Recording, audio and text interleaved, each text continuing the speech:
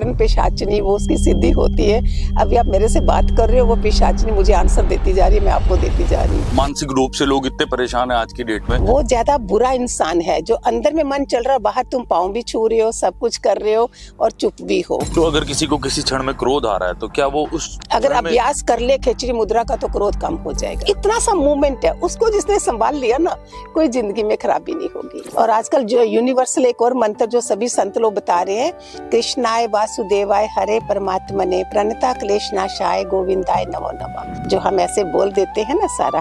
तो शिव जी ने भी जहर पिया तो क्या बताया कि इधर तक जहर इधर तक रखो, मत दूसरे को हर्ट करो। घोर कलयुग जो बोल रहे हैं, असुरी संपदा ज्यादा बढ़ रही है, देवी संपदा नीचे जा रही है। हमने देवी संपदा को ऊपर लाना है। एम्बुलेंस जाती है तब एकदम से हाथ जोड़ो, जहाँ भी आप लोग हो ना, बोलो परमात्मा इनके साथ में जो लोग बैठे हैं ना, उन्हें सहन करने की शक्ति देना। अगर मेरे अंदर परमात्मा है तो दूसरे के अंदर भी है। तो जब तक गुरु नहीं है, आप नमः शिवाय मंत्र है उसको जपिए, शिव जी को पूजिए, शिव जी को गुरु बनाइए। जब हृदय शुद्ध होगा, कोई सत्पुरुष मिलेगा, सत्संग मिलेगा, तो तुम्हें अपना पर्पस पता चलता है कि मैं धरती पे कर्म काटने आई हूँ, कर्म बनाने नहीं आई हूँ। पहले अपनी बॉडी का नहीं लोगों को पता। ओशो तो बड़ा मजेदार बोलते कि वो मलमूत्र का ढेर लगा के दुनिया से चले गए। 72,000 नाड़ियां हैं हमारे अंदर, उसमें 3 नाड़ियां हैं, ईड़ा, पिंगला, सुषमा। 80-90 साल का आदमी भी दूसरे पहले 2 चक्रों से दुनिया से चला जाता है। वीर्य जो है बिगेस्ट एलिमेंट है आपके अंदर। मैंने तो ये भी बोला था पॉर्न बैन होना चाहिए सारा। बड़े भी देख रहे हैं, छोटे भी देख रहे हैं, आपको पता नहीं है कितना हमको तकलीफ होती है इन चीजों की। जो लोग रेकी जानते हैं, जिनको पता है, वो क्या करें, हर कोने को देख के चोकरी चोकरी चोकरी, एक एक कमरे में 4-4 कोने हैं, दोनों कोनों को देख के चोकरी चोकरी चोकरी। नमस्कार दोस्तों, आप सभी लोगों का एक बार फिर से स्वागत है हमारे पॉडकास्ट टॉक एंड नॉक के इस स्पेशल एडिशन में, जिसमें मैं भारतीय रहस्यवाद को ढूंढने अलग अलग जगहों पे जा रहा हूं। तो इसी कड़ी में आगे बढ़ते हुए आज मैं एक ऐसी शख्सियत से मिलने आया हूं जिन्होंने अपने आत्मज्ञान के गहरे बोध से बहुत से लोगों के जीवन में परिवर्तन लाया। एक खुशहाली भरा जीवन कैसे जी सकते हैं, वो लोगों को ये प्रेरणा देती है। केवल भारत में नहीं बल्कि बहुत से देशों में उनके आज जो है फॉलोअर्स हैं, जो उनसे गहरे ज्ञान की इस एक अनुभूति को लेके अपने जीवन में खुशहाली ला रहे हैं और उनसे प्रेरणा पा रहे हैं। तो उनके बारे में मैं जितना कहूँ उतना कम है। तो बहुत बहुत स्वागत है प्रेममयी गुरु माँ जी आपका हमारे शो पे। हमें समय देने के लिए बहुत बहुत धन्यवाद। मैं भी बहुत खुश हूँ कि मेरे थ्रू कोई भी मैसेज अगर पहुंचता है, किसी का जीवन बदलता है, तो विष्णु जी मैं भी ऑनर फील करती हूँ। बिल्कुल। और हमारे समाज को तो कहीं ना कहीं आज जरूरत है, जैसा कि हर जगह देखा जा रहा है कि लोग क्रोधित हैं, दुख हैं, झगड़े चल रहे हैं, और आपके तो नाम में ही प्रेम है। तो प्रेम किस तरीके से देखते हो आप? प्रेम क्या चीज है? ये जिन्होंने मेरे साथ अनुभव करा, उनको लगा, उन्होंने दिया, मैंने नहीं मांगा। मैंने जो नॉर्मल नाम था वही था। धीरे धीरे धीरे इन लोगों ने जो जो मेरे साथ फीलिंग हुई वो नाम देते तो गए। कहीं ना कहीं आपके शिष्यों को आप प्रेममयी दिखती हो, आप हमेशा प्रेम से भरी हुई हैं। तो ये प्रेम क्या चीज होती है? जैसे आज की डेफिनेशन में यूथ के नजरिए से देखूं तो किसी के लिए कुछ प्रेम है, किसी के लिए कुछ प्रेम है, लेकिन वो प्रेम जिसका एक संत बात करता है, जिसको कहते हैं कि प्रेम में होने के बाद आप ईश्वर को प्राप्त कर लेते हो, उसमें 2 लाइनें हैं, प्रेम बिना ज्ञान कहाँ, ज्ञान बिना मुक्ति कहाँ, प्रेम बिना ज्ञान सुना सुना कहे कृष्णा।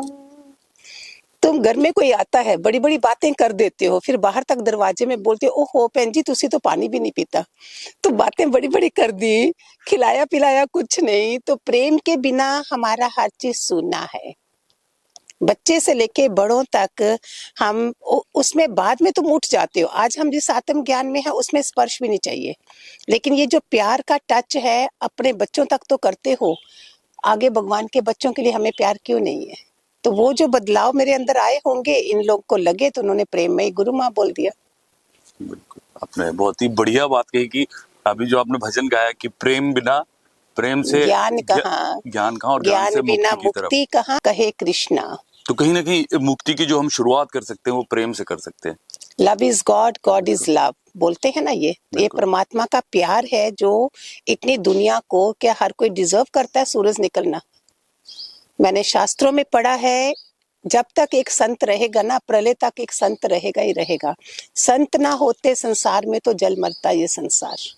तो ये किसके लिए निकाल रहे हैं? इस दुनिया के लिए जो ब्रेकफास्ट लंच डिनर में लगे हुए अपने घरों में अपने वालों के लिए, ये किन लोगों के लिए है? संतों के लिए, गुरुओं के लिए, ऋषि मुनियों के लिए, जो दुनिया का भला करने निकले हैं।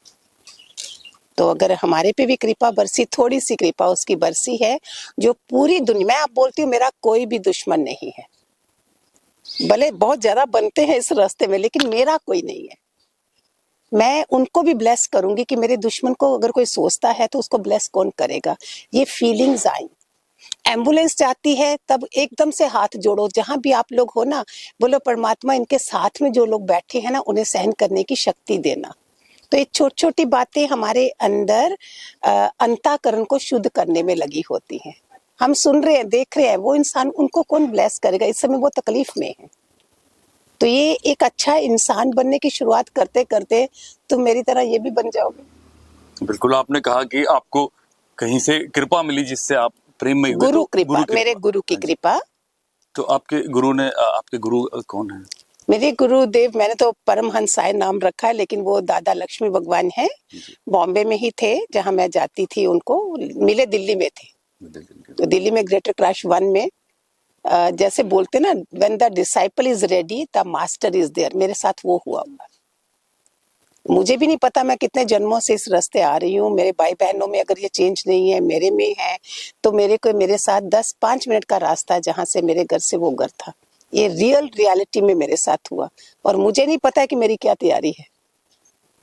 तो गुरु की कृपा से आपके अंदर प्रेम की भावना आती है, या फिर आप अपने अंदर भावनाओं को इतना सशक्त कर सकते हो कि गुरु की कृपा खुद आ जाए? जो जो सुना हमने, तुम एक आत्मा हो, तो अभी भी शरीर से मेरे साथ दूसरा गंदा वो लग रहा है, मेरे शरीर के एक्शन से। मैं ये शरीर हूं ही नहीं। तो जैसे तुम आत्मा में आते हो तो तुम्हारे शरीर के एक्शन भी प्यार भरे बन जाते। बॉडी लैंग्वेज होती है ना, हम कैसे दिखाते हैं अहंकार, वो एक आत्मकार नहीं करेगा। और वो करने के लिए आदमी किस तरीके से उस अवस्था को प्राप्त कर सकता है कि वो इन सब चीजों को, आज जैसे हम देखते हैं कि लोग हैं परेशान हैं, कोई गुस्से में है, मानसिक रूप से लोग इतने परेशान हैं आज की डेट में, तो वो उस अवस्था से, उस प्रेममयी अवस्था में कैसे आ सकते हैं? अपने लिए 15 मिनट्स, मैं नहीं बोलती हूँ 24 घंटे में, ज्यादा टाइम निकालो, 15 मिनट्स अपने मेडिटेशन के लिए निकालिए। उसमें आप धीरे धीरे धीरे, आपको पता ही नहीं चलना आपको कहाँ से कहाँ पहुंचते जा रहे हो। वो आपको शांत करेगा। और 20 मिनट अपने को योगा, सैर, जिम, जो भी आप करते हो, जस्ट 20 मिनट उसके लिए, 15 मिनट इसके लिए। ये आपकी बाहर की गाड़ी ठीक हो गई जो गैराज में देते हो, योगा, जिम, सैर करके, और अंदर से आप एक शुद्ध आत्मा बनते जा रहे हो। तो दोनों चीजें 2025 में शुरू में ही आप रूटीन बनाइए, नियम बनाइए, और देखिए आपका जीवन कैसा होगा। दर्शकों जो हमें देख रहे हैं, मैं उनसे ये कहूंगा कि अपने जीवन में परिवर्तन ला के आप खुशहाली ला सकते हो। नया साल आपके लिए भी खुशहाली भरा हो। तो गुरु माँ, जैसा वो कहा जाता है कि एक आध्यात्मिक मनुष्य है, तो हम कैसे पता लगाएं कि ये मनुष्य आध्यात्मिक है, या फिर आध्यात्म क्या चीज है? अध्यात्म जैसे रिचुअल बोलते हैं इंग्लिश में, तो हमने SPI आगे लगाओ तो स्पिरिचुअल। रिचुअल हो गए कर्म कांड जो भी हम करते हैं। स्पिरिचुअल अध्यात्म हो गया कि जीव आत्मा हूँ। इसमें मैं जो बोल रही हूँ, एक जीव आत्मा सारी दुनिया है। उसके बाद वो जीव जब सुधरता जाता है, जिसकी इच्छा, वासनाएं, कामनाएं, जब देवी संप्रदाय के गुण आ जाते हैं, वो आत्मा की तरफ जाता है। रियल ज्ञान जो है, ब्रह्म ज्ञान जिसको बोलते हैं, आत्मा से फिर परमात्मा से मिलन, वो अध्यात्म का रास्ता आ गया। इधर तक रिचुअल का रास्ता आ गया, कर्म कांडों का। मैं शिव जी को पूजूंगी, दुर्गा माँ को पूजूंगी, सब कर्म कांड करूंगी, लेकिन वो तब तक ना मेरा अहंकार गया, ना मेरा मेरा गया, वो चीजें नहीं आई। आत्म की क्लास में, अध्यात्म की क्लास में तुम्हें इतना बातों को पकड़ोगे नहीं, किसी की बातों को इतना पूरा दिन आई गई बात को खत्म करोगे। ये अध्यात्म की निशानियां होंगी। आपको लगेगा तुम एक महान आत्मा बनते जा रहे हो। किसने बोला उसकी बात को नहीं पकड़ा। दूसरे को आपकी नजरों में हमेशा नूर दिखाई देगा। अगर मेरे अंदर परमात्मा है तो दूसरे के अंदर भी है, तो मैं उसके साथ प्यार से लेना देना करूंगी। जैसे अपने घरों में आजकल लड़ाई झगड़े होते हैं, तुम बैठ के बात करो। हम बोलते हैं अगर रिसीविंग माइंड नहीं है, दूसरा नेपति है, सास है, कोई भी नहीं समझ रहा है, फिर प्रभु से प्रे करो, अपने मंदिर में बैठिए, बोलिए भगवान उसको वो करिए, इसके ऊपर कृपा करना, मेरी बात उसको समझ नहीं आई, तब ये करो आप। तो गुरु माँ, अध्यात्म को पाने के लिए या मुक्ति को पाने के लिए कर्मों का क्या महत्व है? किस तरीके से इंसान के कर्म उसके आध्यात्मिक जीवन पे या उसकी खुशहाली पे फर्क डाल सकते हैं? अगर मैं धरती पे आई हूं तो ये कर्म भूमि है, कुछ तो पर्पस होगा मेरा। ये तो चलो गुरु माँ बना दिया, नॉर्मल सारी दुनिया आती है, उनको पर्पस पता नहीं चलता, तब तक नहीं चलता जब तक हमारा हृदय शुद्ध नहीं होता है। जब हृदय शुद्ध होगा, कोई सत्पुरुष मिलेगा, सत्संग मिलेगा, तो तुम्हें अपना पर्पस पता चलता है कि मैं धरती पे कर्म काटने आई हूँ, कर्म बनाने नहीं आई हूँ।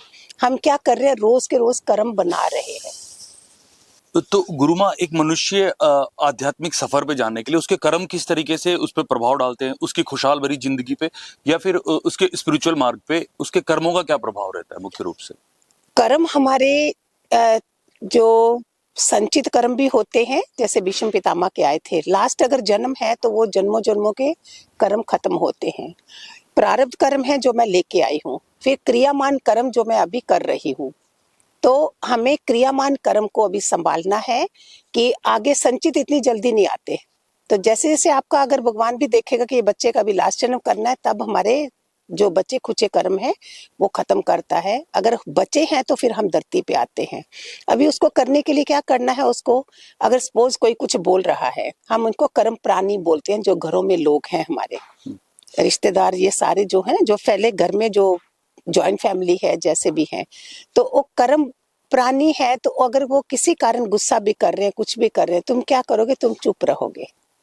मुख में मौन हमें देवता बनाती है, मन की मौन हमें भगवान बनाती है। हम क्या करते हैं, रिस्पेक्ट रखने के लिए मुख की मौन तो जवाब नहीं देते हैं, लेकिन अंदर में मन चल रहा है। तो वो ज्यादा बुरा इंसान है जो अंदर में मन चल रहा है, बाहर तुम पाँव भी छू रहे हो, सब कुछ कर रहे हो और चुप भी हो। तो वो वाला काम मत करो। तो कर्मों से बचने के लिए हमने चुप तो रह गए, बाद में आप उनको बोलो, पास में बैठो और लेना देना करो। जी आपने बोला, मुझे बुरा लगा, ये नहीं करोगे तो आप आगे कैसे बढ़ोगे? लेकिन जो वो क्रोध का लम्हा होता है, जब आदमी को क्रोध आ रहा होता है, तो उसकी भावनाएं कहीं ना कहीं उस पर हावी हो जाती हैं। वो कुछ लोग होते हैं कि जो चुप रहते हैं, अंदर से क्रोध कर रहे हैं, वो एक अलग चीज है। क्या ये करना सही होगा, उस टाइम पे चुप रहना, या फिर मेरे अंदर जो क्रोध आ रहा है मैंने उसे निकाल दिया? आपने कर्म की बात करी है उन्हीं लोगों के लिए जिन्होंने निकलना है इस संसार से। हाँ जी। वही लोग ये सब करेंगे ना, नॉर्मल इंसान नहीं करेगा। आज ये पॉडकास्ट में जितने लोग सुन रहे होंगे, उनको उनमें से कोई तो होगा जो जानना चाहेगा कि मैंने निकलना है और मैं क्या करूं। तो उसने जब देखा ये क्रोध जो हो रहा है, पहले बने कैसे कर्म प्राणी, हमारे पिछले जन्मों जन्मों का खेल है सारा। जो कोई भी लड़की तुम चुनने जाओ बहू के लिए, वही बनेगी जिसने आना है, पति वही बनेगा जिसने आना है, वाइफ वही बनेगी जिसने आना है। तो एक ज्ञान हमें हो जाता है जब जुड़ गए हैं। तो अभी हमने डाइवोर्स भी नहीं देना है, हमें रहना भी है और कार्मिक अकाउंट को ठीक भी करना है। तो कर्मों में बनाते कैसे हैं, इसमें एग्जाम्पल देती हूँ। एक बार सभा में बीरबल अकबर की सभा थी, तो अकबर ने एक थप्पड़ मार दिया बीरबल को। तो बीरबल तो स्मार्ट है ना, बता रहा इंसल्ट होगी कैसे। उन्होंने आगे कोई गेम थी ऐसे चल रही, उन्होंने दूसरे को थप्पड़ मार दिया। तो ऐसे करके एक गेम बना दी कि इंसल्ट भी नहीं हो और लोगों को ये भी हो जाए। अभी अकबर को कौन थप्पड़ मारेगा? अकबर जब घर गए तो उनकी रानी ने पूछा कि आज सुना आपके जहाँ कोई बड़ी अच्छी गेम चली है, तो उसने थप्पड़ उनको मारा। तो कर्म का फल कहाँ से शुरू हुआ, कहाँ खत्म हुआ? नहीं तो हिम्मत है किसी की? ऐसे ही एक बोलते एक वाइफ ने गुस्सा करा हस्बैंड पे, हस्बैंड ने गुस्सा करा अपने अकाउंटेंट पे, अकाउंटेंट ने गुस्सा करा अपने क्लर्क पे, क्लर्क ने पीएन पे, पीएन ने अपने बेटे पे, बेटे ने आगे कुत्ते पे, कुत्ते ने आगे दोबारा उसी वाइफ को, वो कहीं सैर करने जा रही थी, उसको काटा। कहाँ से शुरू हुआ कर्म? देखते हो कहाँ से? इसलिए जो ज्ञानी, जो सत्संग में जो जाता है, सत्पुरुष मिला है, हम सारे जो हैं, हम इनसे डर जाते हैं और इनमें कमी लाते हैं। तो कहीं ना कहीं हर इंसान जो है कर्म के बंधन में छूटा हुआ है कि आज मैंने किसी से कोई गलत बात की, क्रोधित होकर मैंने कुछ, कहीं ना कहीं से वो क्रोध घूम के मेरे पे आने वाला है। अब मुझे इस लूप को खत्म करना है, बहुत से लोग हैं वो इस लूप को खत्म तो करना चाहते हैं, लेकिन वो जब क्रोध का लम्हा होता है तो उस क्षण वो भूल जाते हैं। इसके लिए स्ट्रेस फ्री बोलते हैं ना, स्ट्रेस फ्री होना। आजकल आजकल तो बहुत अवेयर है दुनिया। अब आप सबको अच्छा भाग्यशाली समझना चाहिए कि हमें इतना अच्छा मौका मिला है जो शरीर के प्रति वो पहले इंडिया में नहीं था, जो अभी अवेयरनेस है। सुबह आपको स्ट्रेस फ्री होने के लिए 20 मिनट निकालने हैं। रात का आप सोए हो उसके लिए शंट आउट करोगे। ऑफिस जाने से पहले बिजनेस में जहां भी जाओगे आप स्ट्रेस फ्री होके जाओगे तो ये चीजें आप बच सकते हो। पानी मैक्सिमम पियो। जब तक गुस्सा आ रहा है तो मैंने अपने गुरुजी से पूछा तो सुना था, उन्होंने बोला 20 से नाखूनों का जोर लगाओ, दांत बींच लो, अगर कंट्रोल नहीं हो रहा है ऐसे करके तो एक बार अभ्यास होगा, सेकंड टाइम होगा तो ये चीजें आपको कंट्रोल में आ जाएंगी। दूसरा एक खेचरी मुद्रा होती है, जीव को पीछे लगाना।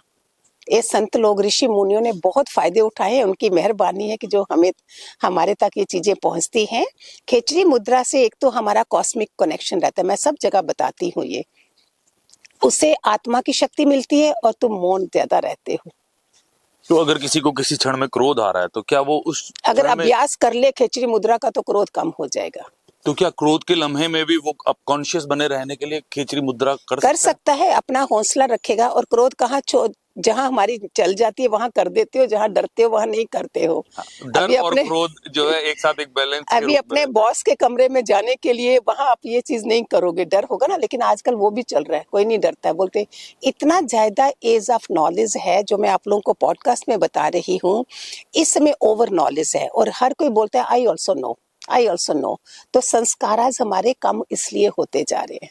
घर में बड़ों की कोई इज्जत नहीं है, बाहर तुम्हारे से जो बड़े हैं वहां भी इज्जत नहीं है। तो ये इसके कारण ये सब चीजें बढ़ती जा रही है। इसको बोलते हैं असुरी संपदा। घोर कलयुग जो बोल रहे हैं, असुरी संपदा ज्यादा बढ़ रही है, देवी संपदा गीता के 16वें अध्याय में है। ये देवी संपदा नीचे जा रही है, हमने देवी संपदा को ऊपर लाना है। हमारा मिशन है राम राज्य लाना है हमने। और सबको बोलती हूँ घर में राम तुम्हारे पतिदेव है, सीता तुम हो, लव कुश बच्चे हैं और सास ससुर दशरथ कौशल्या है। बना लो ना, कितना मजा आएगा। एटलीस्ट लोग तो सुधरेगा, कितना प्यारा जीवन जियोगे आप। क्या जाता है इसमें? श्रवण ने दशरथ ने कितने कर्म बनाए। अभी वो शिकार खेलने गए थे, वो श्रवण जो अपने माँ बाप को लेके गया, पानी ले रहा था। अभी दशरथ को थोड़ी पता था, अननोइंग कर्मा है ये। कितना डरना चाहिए जो भी सुन रहे हो। आप सोचो कोई देख नहीं रहा है, अंदर सिम कार्ड है, ये हमारा भगवान सुन ही रहा होता है। वो बेचारा शिकार के लिए गया, आगे श्रवण को तीर लगा। वो अपने माँ बाप को लेके जा रहा था। अभी यही जो वो माँ बाप बच्चे से बिछड़े, अभी दशरथ को नहीं पता, उसने कर्म कर दिया, उसको नहीं पता था फल कब निकलेगा। हमारे कर्म का फल निकलता है जब हमारे में अति खुशी होती है। अभी राम को अभिषेक होना है और कर्म का फल कहाँ से आ रहा है? बिछोड़ने के लिए ककेई के रूप में देवता बैठ गए और उसको वनवास भेजा जा रहा है। महाभारत में तो बहुत से लोग मरे थे, बहुत से ऐसे लोग थे उन्हें वो केवल युद्ध लड़ रहे थे। तो उस टाइम पे एज ए योद्धा जब किसी को मारा गया, अर्जुन ने मारा या किसी ने भी मारा, तो क्या वो भी उनके कर्मों में काउंट होगा? योद्धा में नहीं होता है ये। हम अभी भी बोल रहे हैं, हमारे लद्दाख में अगर युद्ध में लोग दूसरे को मार रहे हैं वो मर्डर नहीं होता। पड़ोसी के जाके मैं गन से मार आती हूँ वो मर्डर में गिना जाता है। तो इन दोनों में ऐसा क्या अंतर आया कि एक हमारे कर्मों में काउंट हो गया और एक हमारे कर्मों में काउंट नहीं हुआ? वो उनका फर्ज बनता है, वो युद्ध के मैदान में खड़े हैं उधर, वो उनका ड्यूटी है उधर ये करना। ये वाला नहीं है कि मैं जाके अपने पड़ोसी से अच्छी तरह से बात करूं, माफी मांग लूं, ना कि जाके मैं उनको मार दूं। ये तो उसमें ये कर्म जो हम ड्यूटी के लिए करेंगे वो हमारे कर्मों में काउंट नहीं होगा। यस, हाँ जी। तो एक इंसान को हमेशा ऐसे ही बना रहना चाहिए कि वो जो कुछ भी करे वो शिक्षा चाहिए। उसके लिए 10 मिनट अपने लिए, एक यूट्यूब भी है, ऑनलाइन है, हमारी भी क्लासें चल रही हैं। मैं रोज जूम सेशन 4 दिन हफ्ते में अभी कम कर दिया, टाइम नहीं है हमारे पास, नहीं तो मंडे टू फ्राइडे कर रही थी, अभी और कम करते जा रहे हैं। आप सुनिए, सत्संग सुनिए, अच्छी बातों को सुनो जिससे अपना जीवन बदलिए। कौन सी क्लास नहीं है ऑनलाइन पे, क्या नई सत्संग चल रहे हैं, कोई भी सुनिए आप। जैसे बहुत से लोगों को बहुत क्रोध आता है, तो उसके लिए क्या उसके जो खान पान है उस पर भी डिपेंड करता है? ये सब कुछ का डिपेंड करता है। और अपना चेकअप भी कराते रहें, कहीं क्या क्या प्रॉब्लम्स आ रही हैं। और दिनचर्या खराब होगी तो ये सब चीजें होंगी। दिनचर्या को संभालिए। हमारे ऋषि मुनि कैसे होते थे, अभी तो लोग अवेयर हो गए हैं। उनका ब्रेकफास्ट क्या है, आजकल सब बता रहे हैं कि 10 बजे तक कुछ नहीं खाओ, 10 से 6 बजे तक खूब खाओ, 6 के बाद कुछ नहीं खाओ। तो हमारा सिस्टम भी तो टाइम करे ना, लीवर किडनी वगैरह ठीक होने चाहिए। तो इतनी ज्यादा अवेयरनेस है, आप लोग करिए। हमको भी असर फर्क पड़ा है, हमारे लोगों को पड़ा है, आप भी करिए, आपको भी फर्क पड़ेगा। मेडिटेशन भी है, खाने का सिस्टम भी है, नेचर के मुताबिक भी खा रहे हैं, और सूरज के सेट होने के बाद हमने नहीं खाना है, जिससे हमने अपने लीवर को आराम दे दिया 12 घंटे के लिए। तो उससे देखो सुबह आप उठोगे तो कितना फ्रेश उठोगे। वही रात के 10 बजे खाना खा रहे हैं। एक तो बनाई है, वो बनाया है कि eat breakfast like a king, lunch like a prince and dinner like a pauper. लोग क्या करते हैं, हमारा उल्टा, डिनर बढ़ बढ़ के खाते हैं, फिर उसमें सारी बीमारियां आती हैं। तो इन चीजों को भी अपनाइए, आपका जीवन बदल जाएगा। उपवास क्यों रखते हैं, खाली रहते हैं तो परमात्मा के करीब होते हैं। हम भर भर के खा रहे हैं, फिर प्रॉब्लम, डाइजेशन नहीं हो रही, कुछ नहीं हो रही। और नॉनवेज वाले तो कैसे डाइजेस्ट करते होंगे, वो और भी हैवी है। तो एक प्रॉपर फूड क्या होना चाहिए, क्या नॉनवेज, अच्छा एक सवाल उठ के आता है कि जो लोग नॉनवेज खाते हैं क्या वो आध्यात्मिक राह पे नहीं हो सकते? इसमें मैं नहीं बोल सकती, क्योंकि बाहर तो लोग यही खाते हैं, फिर भी वो इतने अच्छे कैसे हैं। अभी जीसस ने क्या वो दाल चावल खाए हैं? बंगाल में सारे फिश भी खाते हैं, सब कितने इंटेलिजेंट और ये हुए हैं। इट डिपेंड्स, ये मैंने देखा है। जो पहले ज्यादा क्रोधी हैं, जहाँ संस्कार कम है, तब थोड़ा परहेज करोगे तो आप एक अच्छा उस पे कंट्रोल कर पाओगे। पहले से ही आपके अंदर वो वाली असली संपदा है। ऊपर से तुम ड्रिंक कर रहे हो, ऊपर से तुम ये सब कर रहे हो, तुम कितना रिएक्ट करते हो, एक जानवर की तरह व्यवहार करते हो, उससे बच जाओगे आप। इसका ये फर्क पड़ता है। वही चीज बाहर देखो, ये चीजें कम है, इधर क्यों ज्यादा है? क्योंकि हम पहले से ही कुछ ना कुछ टेंशनें लेके चल रहे होते हैं। और रात को जितने भी, कई हमारे पास तो बड़े फोन आते हैं, वो ड्रिंक करके क्या दुर्व्यवहार हो रहा है घर में। तो आप एक अच्छा इंसान तो बनिए।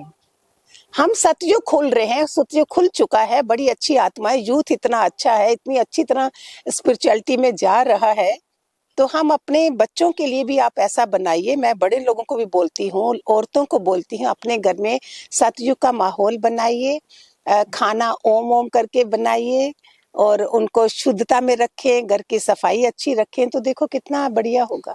बिल्कुल, आपने कहा ओम करके हमें खाना बनाना चाहिए, जिसे हर जगह कहा जाता है कि ओम। ओम का क्या महत्व है सनातन में, या ओम फिर यूनिवर्सल मंत्र है ये। यूनिवर्सल में? आप अभी बैठे हो, लेकिन आपका ओम अ उ म, नाभि, हार्ट और गले तक ये अ उ मो तीनों चल ही रहा है। ये ओम हमें नहीं पता चल रहा है। आप मेडिटेशन करो, बोलो नहीं बोलो तो भी ओम चल रहा है। ये यूनिवर्सल मंत्र है। इतना शांति मिलती है। जिन लोगों ने भी करा है, ओम को ही चैंट करा है, तो सारी असुरी संपदा भाग जाती है। मंत्रों का ये असर पड़ता है। तो ओम के साथ बाकी हमारे शास्त्रों में कितने मंत्र हैं। आप किसी एक चीज को पकड़ लीजिए और आपके अंदर का जो सिस्टम है वो शांत हो गया। 108 बारी भी नहीं करो सुबह में, आप जब तक आप ज्ञान में, हमारा तो सत्संग है, उसमें आत्मज्ञान की बातें हैं, उसमें हमारा हरिओम है, बोलने का जो मंत्र है, तो वो तो रोज मिलता ही मिलता है। फोन पे भी हरिओम, जैसे आप राधे राधे बोलोगे, आप जय श्री कृष्णा बोलोगे, हम हरिओम बोलेंगे, तो वो मुंह में आ ही जाता है। इसके बिना बात ही नहीं होती। जिन विचारों का नहीं है, वो लोग कुछ ना कुछ, नहाने के बाद आप 11 बार या 21 बार सूरज को नमस्कार करिए। जल अगर नहीं देना है, दो तो बहुत अच्छा है, नहीं देना है तो हाथ जोड़ के इतना सा भी करके ऑफिस जाओ, तो भी आप शांत हो जाओगे। It affects to all over. बिल्कुल। तो जो मंत्र, इंसान कोई मंत्र उच्चारण कर रहा है, वो किसी तरीके का मंत्र अगर पढ़ना चाह रहा है, तो क्या इसके उच्चारण पे भी डिपेंड करता है कि उसे किस तरीके की वाइब्रेशन उससे मिलेगी, या वो मन मन में भी पढ़ सकता है? शुरू हाँ होता है, कई ऊंची है, जैसे वो गुरुकुल में देखो, ऊंची ऊंची आवाजों में हवन कर रहे हो, बड़े बड़े ऊंचे में, हम वो थोड़ी कर सकते हैं। घर में लोग हैं, कईयों को पसंद है, कईयों को नहीं। तो चुपके चुपके, ये तो अपना अपनी वो है, पढ़ाई है, अपनी शुद्धता है। आप मुंह में बोलिए तो भी चलेगा, फिर धीरे धीरे, जब कोई नहीं है तो चाहे ऊंचा बोलो, दूसरे को डिस्टर्ब नहीं करना। अध्यात्म का मतलब ही है कि मेरे से दूसरे को तकलीफ ना हो। इवन कार पार्क कर रहे हो ना, बी केयरफुल। दूसरा नहीं, कोई तुम्हारे घर में आके लड़ाई करेगी, तुमने कार, टाइम दो, लेकिन दूसरे को तकलीफ नहीं हो। ये अध्यात्म की पहली निशानी।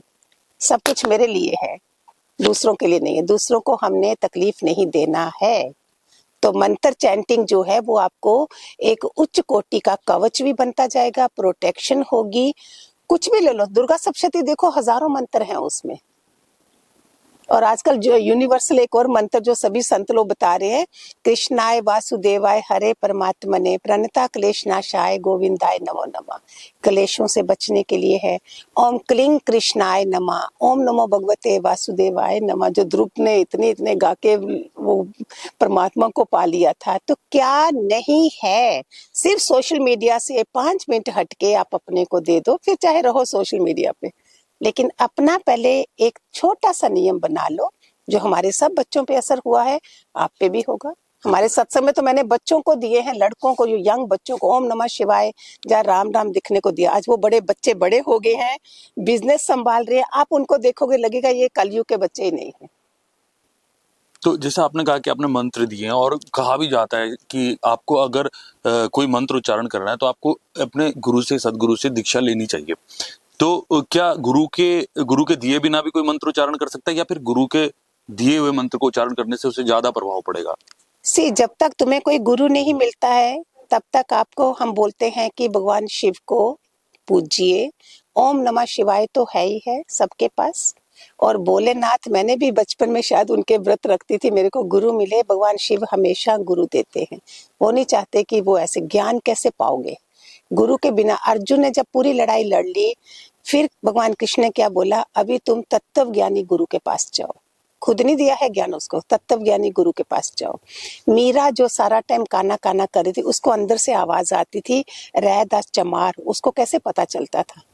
परमात्मा को पता है कि इनको अहंकार, ये रियलाइज जो होगा, रियल ट्रुथ जो रहस्य है परमात्मा का, कहाँ से पता चलेगा? तो वो मीरा रैदास चमार के पास गई। तो जब तक गुरु नहीं है, आप नमः शिवाय मंत्र है उसको जपिए, शिव जी को पूजिए, शिव जी को गुरु बनाइए। गुरु गीता आप पढ़ोगे तो उसमें शिव पार्वती संवाद है, और पूरा बताया है कि शिव रूठे तो ठोर है, गुरु रूठे तो ठोर नहीं। गुरु अगर रूठ गया तो उसको कोई मना नहीं सकता, लेकिन जहां तक मैंने आज तक देखा है, ऐसा कच्चा गुरु कोई नहीं होगा जो बच्चे के साथ नाराज होगा, क्योंकि अभी वो कच्चा है। पक्का होने के लिए तब वो करे ना। तो अभी आपने जैसे तत्वज्ञानी गुरु की बात करी कि कृष्ण ने अर्जुन से कहा था कि तुम्हें एक तत्वज्ञानी पुरुष गुरु चाहिए। तो ये तत्वज्ञान से क्या अभिप्राय है आपका? तत्वज्ञानी किसे कहेंगे? तत्वमसी बोलते हो ना। तत्वमसी, तत्व ज्ञान जो मेरे अंदर तत्व है, कौन सा है? हमारे पास एलिमेंट होता है, 7 चक्रास हैं हमारे अंदर। किस चक्कर से मैं पैदा हुई हूँ, पहले स्टार्ट उधर।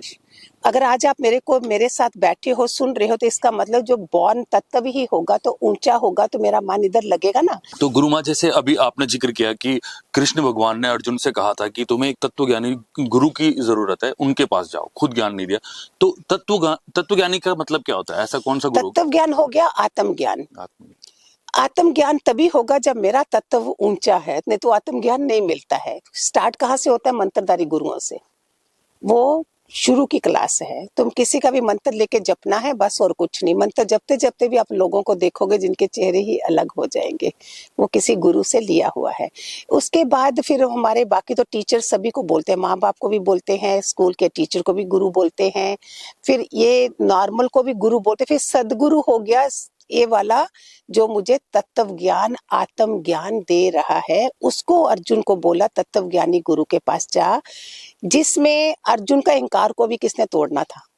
भगवान कृष्ण देख भी रहे हैं, ऐसे गुरु लोग देख रहे होते हैं, मेरे इस शिष्य में अहंकार है, इस शिष्य में ये है, लेकिन उसको तोड़ना कैसे है? ये चीजें हमें आत्म ज्ञान होने के साथ साथ हमें पता चलता है कि मेरे को किस किस चीज का अहंकार होता जा रहा है। पहली चीज है ही अहंकार। इसमें तुम जीरो बन गए, आपके जैसा इंसान दुनिया में नहीं है, लेकिन उसमें कैरी करना आना चाहिए। तुम सोचोगे कोई मेरा गलत फायदा नहीं उठाएगा। अहंकार की जैसे आपने बात की, तो मतलब मैं बहुत से लोगों से मिलता हूँ। जैसे कि मैं बहू से मिला तो वो बोलती कि मेरी सास बहुत अहंकारी है। उसी सास से मिलूंगा तो बोलेगी ये बहू बहुत अहंकारी है। मनुष्य को लगता है कि दूसरा बंदा अहंकारी है। तो वो क्या डेफिनेशन है? कैसे अहंकार मैं समझा सकूं कि अहंकार क्या है जिसे हमें तोड़ना है? क्या है? हमारे में आत्मीयता नहीं। अभी जैसे आप मेरे पास बैठे हो, मैं आपको आपके नाम रूप से नहीं देख रही हूँ। हाँ जी। ये परमात्मा की तरफ से खेल सारा चल रहा है, और हम बैठे हैं, इस रूप में आपके अंदर भी वही परमात्मा है, मेरे अंदर भी। अगर सास अपनी बहू अपनी सास को देखे आत्मीयता से कि यही मेरे मम्मी है, जब बात को समझे, आत्मीयता नहीं होती है, ऊपर से कर्मों का खेल होता है, तो वहां हमें अहंकार दिखेगा। क्योंकि इधर जांच नहीं आती, हमें जांच आनी चाहिए बात करने की। लैक ऑफ कम्युनिकेशन जो है, लैक ऑफ कम्युनिकेशन, इतनी प्रॉब्लम्स हैं। अगर अहंकार है तो प्रॉपर नहीं, वो बहू को ऐसे करेगी ही नहीं। मैं तो बोलती हूँ हमने इन लॉ भी निकाल दिया था, no daughter in law, no mother in law. Law है तो कानूनी रहेंगे सारे। मम्मी के साथ कानून नहीं है तो वहां इनकार नहीं दिखेगा, तो उधर क्यों दिखेगा? Because there is a difference of opinions. उसमें अगर आत्मीयता है, लड़की में भी ज्ञान है, सास में भी ज्ञान है, फिर देखो कैसे दिखेगा, वो होगी ही नहीं चीज। तो ज्ञान हमें बहुत जरूरी चाहिए। नहीं, अब जैसे कृष्ण भगवान ने भी उनके जो भाई थे उनको मतलब मामा के लड़के थे, कौन थे वो, कि 99 बार तक उन्होंने उनकी गालियां सुनी, 100वीं बार में उन्होंने भी चक्कर चला दिया था। तो हमको शिशुपाल एक्शन तो को लेना ही पड़ता है। शिशुपाल को उन्होंने 100वीं गाली पे उन्होंने उनका वध कर दिया था, तो कहीं ना कहीं एक्शन तो एक बार को जाके लेना ही पड़ता है। लेकिन मुझे कैसे पता चले कि मैं अहंकारी हूँ या नहीं? अगर सामने वाला मुझे गालियां देते जा रहा है तो ऑब्वियसली मैं कुछ ना कुछ एक्शन जरूर लूंगा। इसमें वो परमात्मा है, भगवान कृष्ण, उन्होंने सभी के लिए, उनका हक बनता है। उन्होंने किसको पहले टाइम कितना दिया? 100 तक दिया, 100 तक 99 तक। हाँ, आप इतना पेशेंस रखोगे? अभी तो इतना भी नहीं है, आपकी बाइक दूसरे के साथ थोड़ा सा भी लग गई तो एक दूसरे को मार देंगे। इसको घोर घोर कलयुग बोलते हैं, जहां ये आत्मज्ञान नहीं है। उन्होंने कितना टाइम दिया और उनको हक भी है। आप करोगे तो आप कहाँ पुलिस में बैठे रहोगे, जेल में चले जाओगे। ऐसा करने के लिए हमें अपने को इस तरह से बनाओगे ना, हमारे जो अनुभव है ना, वो लोग शंट जाएंगे आपसे, क्योंकि कर्म आपके खत्म हो रहे हैं, आप एक अच्छी आत्मा बन रहे हो। वो दुनिया, वो रिश्तेदार, वो सारी चीजें आपसे दूर दूर होते जाएंगे, आपको पता ही नहीं चलना। अभी आप उस कोटि के लोग बन रहे हो, आपको वो वाले लोग आसे पासे आएंगे। ये हमारे लाइव अनुभव है। लेकिन जब तक ये नहीं होता है, आप आएगी बात, इतना अच्छा इंसान तो बनो, देवी संपदा का इतना गुण तो लाओ कि कोई बात नहीं, मेरे भाई के साथ होता तो क्या होता। ये चीजें मैं चाहती हूँ। मैं रामराज जी और ये सब चीजें बोल रही हूँ, जहाँ सारे बच्चे ये सुने, जहाँ छोटी बात के लिए तुम खून कर देते हो, इस चीज को मिटाने के लिए थोड़ी सी ये बातें सुनो कि वो भी तो तुम्हारा भाई ही है। ये माला का क्या होता है? बोलते सारे इस धागे में सारे हम, पूरी दुनिया हमारी है। ये आज जो प्रेममयी गुरु माँ बनी, इसमें मेरे को सारी दुनिया के लिए प्यार निकलता है। लेकिन सबके साथ सबको ये सब नहीं होगा। तब तक के लिए वो अपने को इतना तो ज्ञान दे कि कोई बात नहीं, कल को मेरा भाई होता तो मैं क्या उसको मार देता? तो इतनी सी उस टेंशन कब आती? जब टेंशन को हम नहीं संभालते हैं। वो इतना सा मूवमेंट है, उसको जिसने संभाल लिया ना, कोई जिंदगी में खराबी नहीं होगी। उस मोमेंट पे जो हमने जोश से कर दिया, क्योंकि तुम जीवन कैसा जी रहे हो, ये जानवरों वाला जीवन हो गया, असुरी संपदा वाला। अभी जितने भी सुन रहे हो, कलयुग और कलयुग कुछ नहीं होगा अगर आप संभल गए तो। ये सतयुग चल रहा है, बिल्कुल सतयुग है, जहाँ भाई भाई सारे इकट्ठे हैं। हम वो लाने की कोशिश कर रहे हैं अभी। जहां तक मैं समझ पा रहा हूँ, आप ये कह रहे हैं कि जो अहंकार, वो मैंने कर्म किया कोई, और मैंने किसी भावनात्मक आवेश में आके किया जो कर्म है, तब मेरा अहंकार है। अगर मेरी भावना कुछ भी नहीं थी, अब मुझे जो करना ही पड़ा, जो मुझे ड्यूटी लगी अपनी करनी और फिर मैंने किया, उसमें कोई भावना इन्वॉल्व नहीं थी मेरी, तो फिर वो मेरा कर्म काउंट नहीं होगा। वो ड्यूटी में देखो, ये अच्छा क्वेश्चन है। हमें उस ना वो भी नहीं रहना, बुद्धू भी नहीं रहना है, बोध को भी प्राप्त करना है। अभी राजा जनक थे जो अष्टावक्र में है, उन्होंने जब गुरु से ज्ञान पा लिया, क्या उन्होंने राज्य नहीं चलाया? सजाएं भी दी है, सब दिया, जहां वो चीज करनी है। वो जब तत्व ज्ञान को प्राप्त हो गए, हमें अभी अगर तत्व ज्ञान पढ़ाई कर रहे हैं, उसके बीच में लोग आएंगे, वो आपकी परीक्षा होगी कि आप कहाँ तक चढ़े हो। आप थोड़ा थोड़ा उस तत्व ज्ञान को सुन रहे हो, गीता का ज्ञान सुन रहे हो, तो आप उस चीज को ना आए गई कर दोगे। वो इतना जो असुरी संपदा थी वो कम होती गई आप में, तो आप वो चीज नहीं करोगे। अपने ऑफिस कोलीग को भी, अरे छोड़ना यार, अच्छा ठीक है। अगर आप एक अच्छे बॉस भी हो, शायद आप में इतनी वो आत्मीयता आई है कि आप ट्राई अपनी बेस्ट करोगे कि मेरे से उसका कोई कैरियर खराब नहीं हो या कुछ हो, करोगे कि नहीं? ऐसी बातें तो उसमें आत्मीयता, तत्व ज्ञान, आत्म ज्ञान, ये चीजें चाहिए हमें। तो गुरु माँ, कोई मनुष्य इस तरीके का जीवन जिए कि उसके कर्म उसके कर्मों में काउंट ना हो, उसके कर्म उस तक लौट के ना आए, वो लूप भी तोड़ दे, वो जीवन में शांतिमय जीवन जिए, इसके लिए वो क्या कर सकता है? किस तरीके से वो ध्यान कर सकता है, मेडिटेशन कर सकता है, और ये किस तरीके से वो शुरुआत करे? वो भी मैं आपको बताती हूँ, लेकिन इसके पहले जो आप बोलते हो ना एकदम से गुस्सा नहीं करे, तो हमें बुद्ध भगवान जो है, नहीं तो वो बुद्धू होते अगर वो ऐसी बातों को नहीं करते। वो बुद्ध भगवान ने हमें क्या बताया, वो कहाँ भी जा रहे थे, किसने बहुत गालियां दी उनको, वो गालियां सुनते गए और चुप हो गए, शांत हो गए, बोलते बस हो गया खत्म। उसको गुस्सा आया दूसरे को कि क्या मतलब है, मैंने इतनी गालियां दी, तूने कुछ नहीं दिया। बोलते अभी अभी मैं दूसरे गांव से आ रहा हूँ, तुमने कोई गिफ्ट दे तो तुम अगर नहीं लो तो कोई थोड़ी कुछ बोलेगा, तुमने जो भी बोला मैंने लिया ही नहीं। ये भी अगर ऐसी बातें भी सीखो, फिर उसके साथ हमें ध्यान समाधि हमारे अंदर सब कुछ है। 7 चक्रास हमारे हैं, ऐसे 108 या 112 चक्रा भी हैं, उसमें से 7 चक्रास, पहले अपनी बॉडी का नहीं लोगों को पता, 7 चक्रास मेन माने गए हैं। जैसे 72,000 नाड़ियां हैं हमारे अंदर, उसमें 3 नाड़ियां हैं, ईड़ा, पिंगला, सुषमा, जो हमारी चली रहा। अभी भी देखो तो आपका कोई 2.5 घंटे के बाद ये चेंज हो रही होती है नाड़ी हमारी। तो ये सारा सिस्टम ही लोगों को अपना नहीं पता है कि हमारे अंदर क्या क्या है। इस 7 चक्रों में पहले 2 चक्र हमारे नाभि के नीचे हैं, 1 चक्र हमारा नाभिक है, चौथा चक्र हमारा अनाहत चक्र है हृदय में, 5वां ये है, छठा ये, 7वां ये है। अभी मैं कितनी जगह बताती हूँ कि 80-90 साल का आदमी भी दूसरे पहले 2 चक्रों से दुनिया से चला जाता है, पूरी उम्र उसको पता ही नहीं चला, कोई सत्पुरुष नहीं मिला, ना अपने बारे में जानने को मिला। ऐसी तो किस्मत बना के नहीं पैदा हो हम। ओशो तो बड़ा मजेदार बोलते कि वो मलमूत्र का ढेर लगा के दुनिया से चले गए, कुछ नहीं था। तो धीरे धीरे आप, मैं तो सबको इजी मेडिटेशन भी सिखाती हूँ, हमने तो बहुत सारे मेडिटेशन हजारों है, वैसे हमने 15-20 तो करवा ही दिए लोगों को। सिर्फ अपनी आंखें बंद करके अपने कमरे में, चाहे आप कुर्सी पे बैठो, मैं तो डूज एंड डोंट्स के अगेंस्ट भी होती हूँ, बैठ सको तो बढ़िया, सुखासन, पद्मासन, नहीं है तो तुम 10-15 मिनट अपने को खाली श्वासों को निहारो। कुछ भी नहीं आता है आपको, आप एक श्वास जा रहा है, दूसरा आ रहा है, एक ये हो गया। 7 चक्रा का मूलाधार चक्र है हमारा, नाभि के नीचे वाले जो 2 हैं, स्वादिष्ठान और मूलाधार, इसमें भोग वगैरह, विलास वगैरह सब, सेक्स वगैरह सब इसमें होते हैं। 7 चक्र हैं हमारे, नीचे के 2 चक्र मूलाधार और स्वादिष्ठान, इसमें भोग विलास है सारा, जिसमें मैक्सिमम दुनिया इसी में रह के चली जाती है। इतना भाग्य नहीं होता कि वो तुम्हें उसका पता भी चले। तीसरा चक्र मणिपुर तक जब पहुंचते हैं तो हमारा जीवन थोड़ा अच्छा सा बनना शुरू होता है, जिसमें तुम्हें फेम, हमें इज्जत वो भी चाहिए। जब तक छोटापन है तब तक इज्जत चाहिए होती है, जितने महान लोग होंगे उनको इस शरीर की नहीं पड़ी होती, तो उसमें आपके तुम अच्छे जीवन जीना शुरू कर देते हो। तो पहला मूलाधार है, दूसरा स्वादिष्ठान, तीसरा मणिपुर चक्र नाभि केंद्र जो है, इस पे ज्यादा जोर देना चाहिए। बिकॉज रावण ने भी जहां अमृत कुंड ढूंढा था, नाभि चक्र से ही, बच्चा भी देखो नाभि से जुड़ा होता है। ब्रह्मा जो थे वो भगवान कृष्ण सोए हैं और उनकी नाभि से उधर कमल का ऐसे ब्रह्मा तक दिखाते ना, ऐसे जुड़ा है, एक कनेक्शन दिखाया हुआ है। इस केंद्र पे इसको जगाने के लिए आप कपालभाति भी खूब सारी कर सकते हो, जिससे तुम्हारे अंदर में कोई गांठ बन रही है, ट्यूमर बन रहा है, उससे फर्क आता है। तो मणिपुर चक्र ये हो गया, मैं इनके बीज मंत्र बताती हूँ बाद में। फिर आ गया अनाहत चक्र, वासुदेव का वास होता है, जहां से हमारा दिल बड़ा होता है, प्यार होगा, इमोशंस को थोड़ा कंट्रोल कर सकोगे। और इसके फायदे भी मैं बाद में आपको, किसी गूगल में भी देख लेना, मैं आपको हिंट देती जाती हूँ, आप आगे फायदे भी देख लेना, मिल जाएंगे।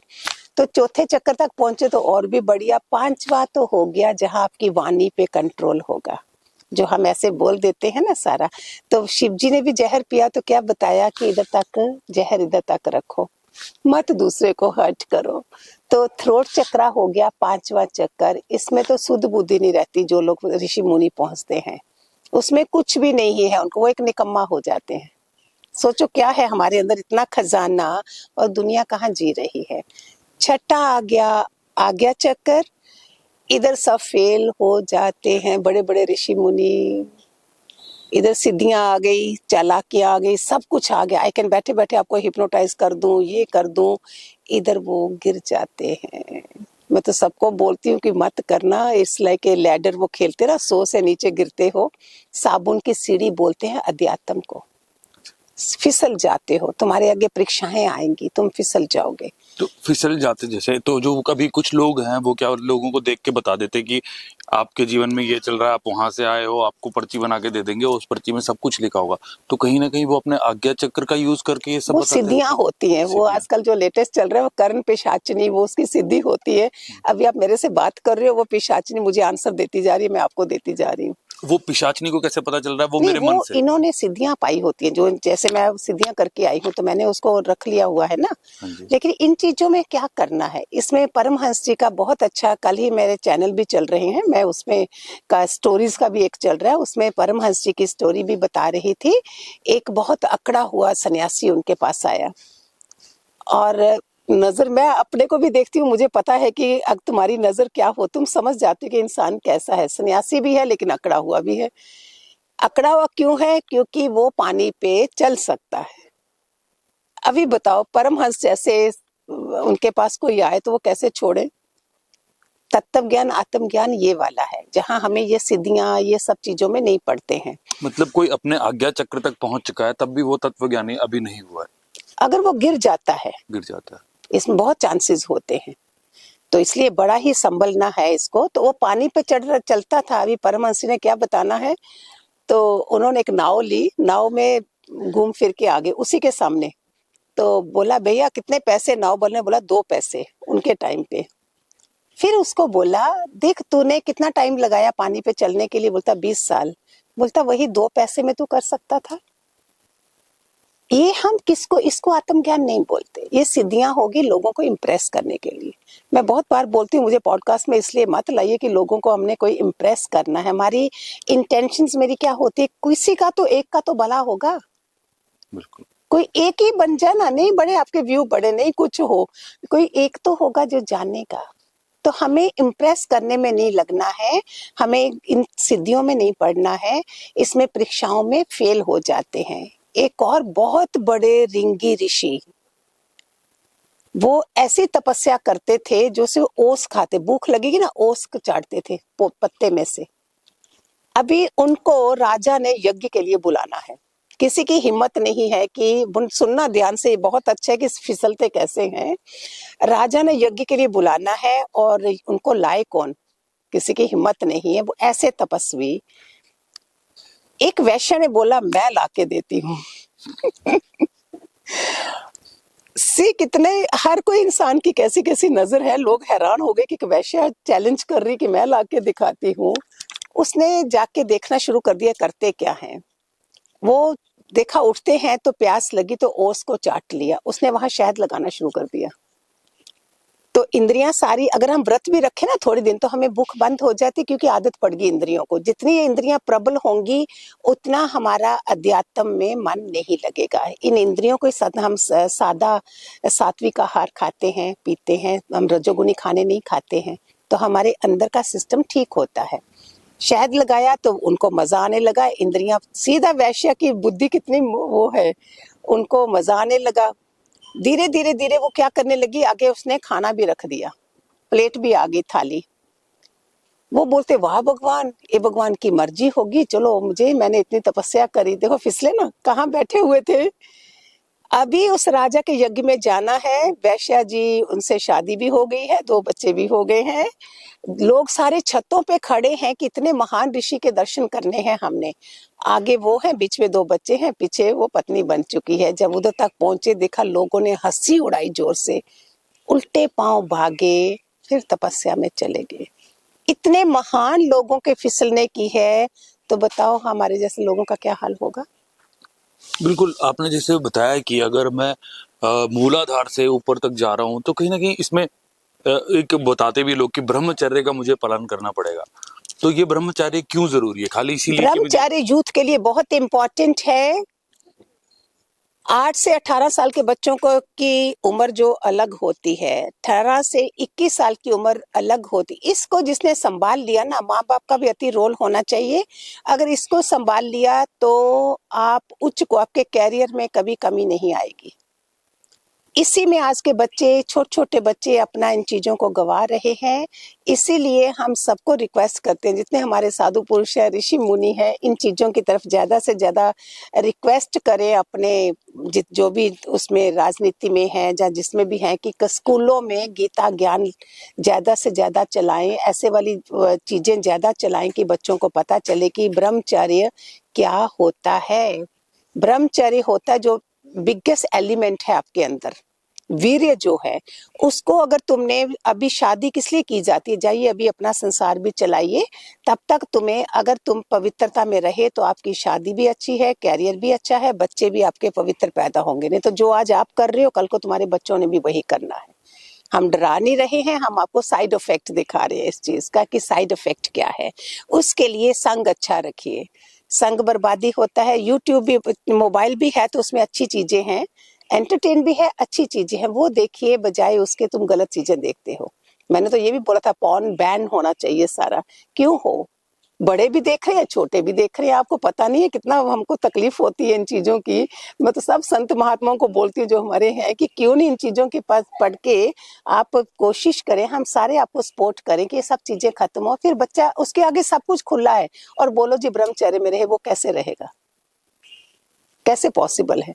जब तक घर का एनवायरनमेंट उसको दिया जाए, वैसी पढ़ाई दी जाए, वैसा उसके कमरे का एनवायरनमेंट बनाया जाए, और सोए भी वो मोबाइल 10 बजे बंद हो जाए, 5 बजे उठ जाए। जो रातों को बच्चे पढ़ते हैं, हम तो अगेंस्ट हैं, वो याद कुछ नहीं रहता है। इसके बजाय 10 बजे सो जाओ, 3 बजे उठ जाओ, 4 बजे उठ जाओ, ब्रह्म मुहूर्त का टाइम है। हम खुद उठते हैं 3:30, हमारा टाइम है उठने का। गुरु माँ, मैंने बहुत से तांत्रिकों से भी बात की है, लेकिन उनका क्या कहना है कि वो इस चीज को, जो मतलब सेक्सुअलिटी है, उसको भी कहीं ना कहीं अपने तंत्र साधना में यूज कर लेते हैं। मुक्ति का एक मार्ग इससे भी कुछ तंत्र के रूप में वो निकाल लेते हैं। तो क्या ये संभव है या फिर वो कुछ और होता है? आप फिर अज्ञानी होके जाते हो। अगर आप ऐसे लोगों के पास जा रहे हो ना, आपके पास आंसर होना चाहिए। आप थोड़ी इम्प्रेस हो जाते हो आप साधु संतों से। मैं नहीं होती हूँ। ब्रह्मचर्य के लिए वो बड़े बड़े साधु संतों ने क्या करा, उन्होंने उसको आसन को साधा। ब्रह्मचर्य आसन है जिससे सारी ऊर्जा हमारी ऊपर को जा रही है। तो वो 7 दिन लगातार करो, 11 दिन करो, 21 दिन करो, 40 दिन मैक्सिमम। आप देखो कहाँ से कहाँ पहुंचोगे। आपका इंटरेस्ट इन रहेगा दुनिया, इन चीजों की तरफ। अगर वो साधु भी ऐसे बोल रहे तो इन बेचारों का क्या होगा? नहीं, उनका कहना है कि मैं इसको भी कॉन्शियसली कर सकता हूँ कि अगर मैं वैवाहिक जीवन जी रहा हूँ तो मेरे लिए वो वासना एक वो नहीं बन रही है, कि मजबूरी नहीं है। वो मीट भी खा लेते हैं, वो यही बोल के कि मैंने खा लिया इसको, लेकिन मैं अपनी साधना में इतना सशक्त हूँ कि जो तो तांत्रिक लोग उनको छोड़ो, उनको इसमें क्यों लाए हम बेचारे, वो तो जो मर्जी करें बाहर जाके, उनका हमारा मतलब नहीं है। नहीं, वो जा तो अघोरी सभी एक तरीके से रास्ते जी रहे हैं ना। हम तो सात्विक सिद्धियों वाले लोग हैं, हमें सात्विकता में रहना है। वो अघोरियों के और इनकी बातें, आपके पास जवाब तड़क होना चाहिए। आपको भी हक है पूरी शादी करने का, बच्चे पैदा करने का। तो आप गृहस्थ आश्रम की बातें अलग हैं, इनकी बातें अलग हैं, हम उसको मिक्स कैसे करें?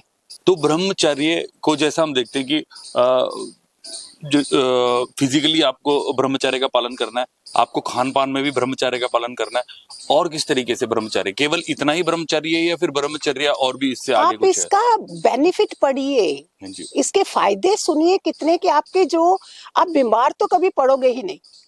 पहली चीज ये है, क्योंकि तुम्हारे अंदर धातु जो है ना, वो सॉलिड धातु है। तुम ऐसा संग रखते हो जिसके साथ अफेक्ट हो गए। हम बोलते हैं as the company so the colour. जैसा संग होगा, आप अच्छी कंपनी रखोगे, अच्छा बच्चा जो पढ़ाई कर रहा है उस तरफ ध्यान है, तुम भी वैसे उसमें रहोगे। तो ट्राई टू अवॉइड दैट संग। फिर दूसरा आ गया मन का संग, फिर आ गया मोबाइल का संग। तो मोबाइल में उन चीजों को देखो ही नहीं ना। इसके जब फायदे पता चलेंगे तो आपको लगेगा मेरे में इतनी ताकत है। इसमें फिर मैं एग्जाम्पल देती हूँ, वीर्य की बात कर रही हूँ मैं। एक राजा था, वो त्रिकालदर्शी था, तीनों लोगों को देख सकता था। अभी इस समय वो क्रीड़ा कर रहा है अपनी रानियों के साथ तालाब में। बाहर उसने रखा है, बोला है कोई किसी को अंदर नहीं आने देना। अभी अर्जुन वहां से गुजर रहे हैं, वो कैसे सुने किसी की बात? अर्जुन अंदर चले गए। सुनना ध्यान से, इस समय राजा जो त्रिकालदर्शी है, पावरफुल, इस समय जो उसका मूवमेंट है वो कमजोर है। इतना पावरफुल राजा उस समय कमजोर है। जब अर्जुन से लड़ाई करी तो वो हार गया। उसने अर्जुन को बोला, तब से ये सीखने वाली बातें। अर्जुन, मेरे को कोई हरा नहीं सकता है, कुछ नहीं कर सकता है, ये मेरा कमजोर मोमेंट था जिस समय मेरी शक्ति थोड़ी विहीन थी, इसलिए तू जीता है। कहने का मतलब जो आज हमारा, अगर तुम पहले दूसरे चक्कर में रह रही हो, तुम ऐसी चीजें देखो, तुम्हारा वीर्य सारा निकलता जा रहा है, मास्टरबेशन करते हो, ऐसी ऐसी चीजें करते हो जिससे तुम्हारी शक्तियां विहीन हो रही हैं, और तुम उसमें फिर आगे कैरियर खराब हो रहे हैं, आगे तुम्हारी सोच खराब हो रही है, और फिर गड़बड़। तो शादी रखी हुई है 25 साल की, 22 कितना 18 साल की लड़की होती थी, 22 साल का लड़का। अभी चलो 25, सलमान खान को देख के, लोगों को देख के लोग बोलते हैं हाँ वो भी तो है, कोई बात नहीं। तो टाइम बनाया हुआ है हमारे लिए, इतनी देर ब्रह्मचर्य रहना, इसके बाद तुम्हारी शादी है, फिर तुम गृहस्थ आश्रम बसाओ अपना।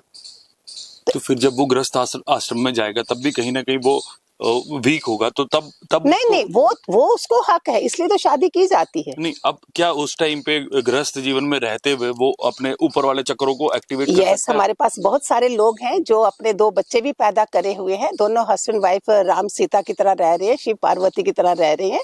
अभी नहीं तो भोगों वाला बन जाते हो तुम समझो बस एक और लड़की मिल गई और हम मिल गए ये भोगने के लिए। ऐसे जानवर वाले लोग भी हमें मिले हुए हैं, और ऐसे वाले लोग भी हैं जो उसमें से उठ गए हैं। वो अपना नियम ऐसा बनाया हुआ है, वो सात्विक जीवन जी रहे हैं मजे से। तो जब तक इंसान को वो मार्ग ना मिले तब यस, तक मार्ग मिले, आप सुनो, आप जाओ किसी सत्पुरुष को पकड़ो, उसकी साधना में लगो। क्या पॉसिबल नहीं है, nothing is impossible under the sun. ठीक है। अच्छा, आपने मुझे जैसे आपने उसके बाद कहा मणिपुर चक्र जो होता है, अगर हम उन 2 चक्रों से ऊपर आके कोई मणिपुर में भी अटक सकता है कि वहां पे भी कुछ उसे ऐसा मिल गया कि वो ऊपर का रास्ता ही छोड़ दे? नहीं, वो तो अभी चाहिए तुम्हें, तुम इतने महान नहीं बन गए हो कि तुम क्राउन चक्र तक पहुंच रहे हो। ये तो बुद्ध जैसे भगवानों के लिए जो ऑलरेडी बॉर्न ग्रेट। अगर तुम मणिपुर तक, तो एटलीस्ट तुम्हारे कैरियर, तुम्हारा सिस्टम जो है, तुम्हारा मणिपुर चक्र से तुम्हारा जीवन शुरू हो जाता है। जैसे ये माला भी है, तो माला क्या, मणि नाभि के ऊपर से हम जपते हैं। नीचे की इंद्रियां कर्म इंद्रियां हैं, ये इंद्रियां ज्ञान इंद्रियां हैं। तो इसको हम ऊंचा मानते हैं। अगर मैं दुनिया से भी जाऊं तो कोशिश होनी चाहिए मैं क्राउन चक्कर से जाऊं, मेरा शरीर क्राउन चक्कर से छूटना चाहिए। उधर से नहीं छूटे, 5वें 6ठे से भी छूटे तो भी आप महान हो। लेकिन नीचे के केंद्र में से जाना, इस सब को जो भी सुन रहे हैं, कोशिश करिए अपना जीवन ऐसा बनाइए कि हम दुनिया से जाएं तो ऊंचे केंद्रों से जाएं और बोध को प्राप्त हुए जाएं। तो जो आप क्वेश्चन कर रहे हो वो भी तो जरूरी है। मैंने सब पॉडकास्ट में भी बोला है, बच्चों को भी बोला है कि मस्ती कार, BMW आपके वहां होनी चाहिए। क्यों नहीं होनी चाहिए? साथ में तुम परमात्मा से कनेक्शन रखो, किसी स्पिरिचुअल गैदरिंग में रहो, उसमें चैंटिंग है, जो भी साधना है उसके साथ जुड़े रहो, और ये मजा भी करो दोनों चीजों का। फिर एक दिन वो उसमें से पार हो जाएंगे।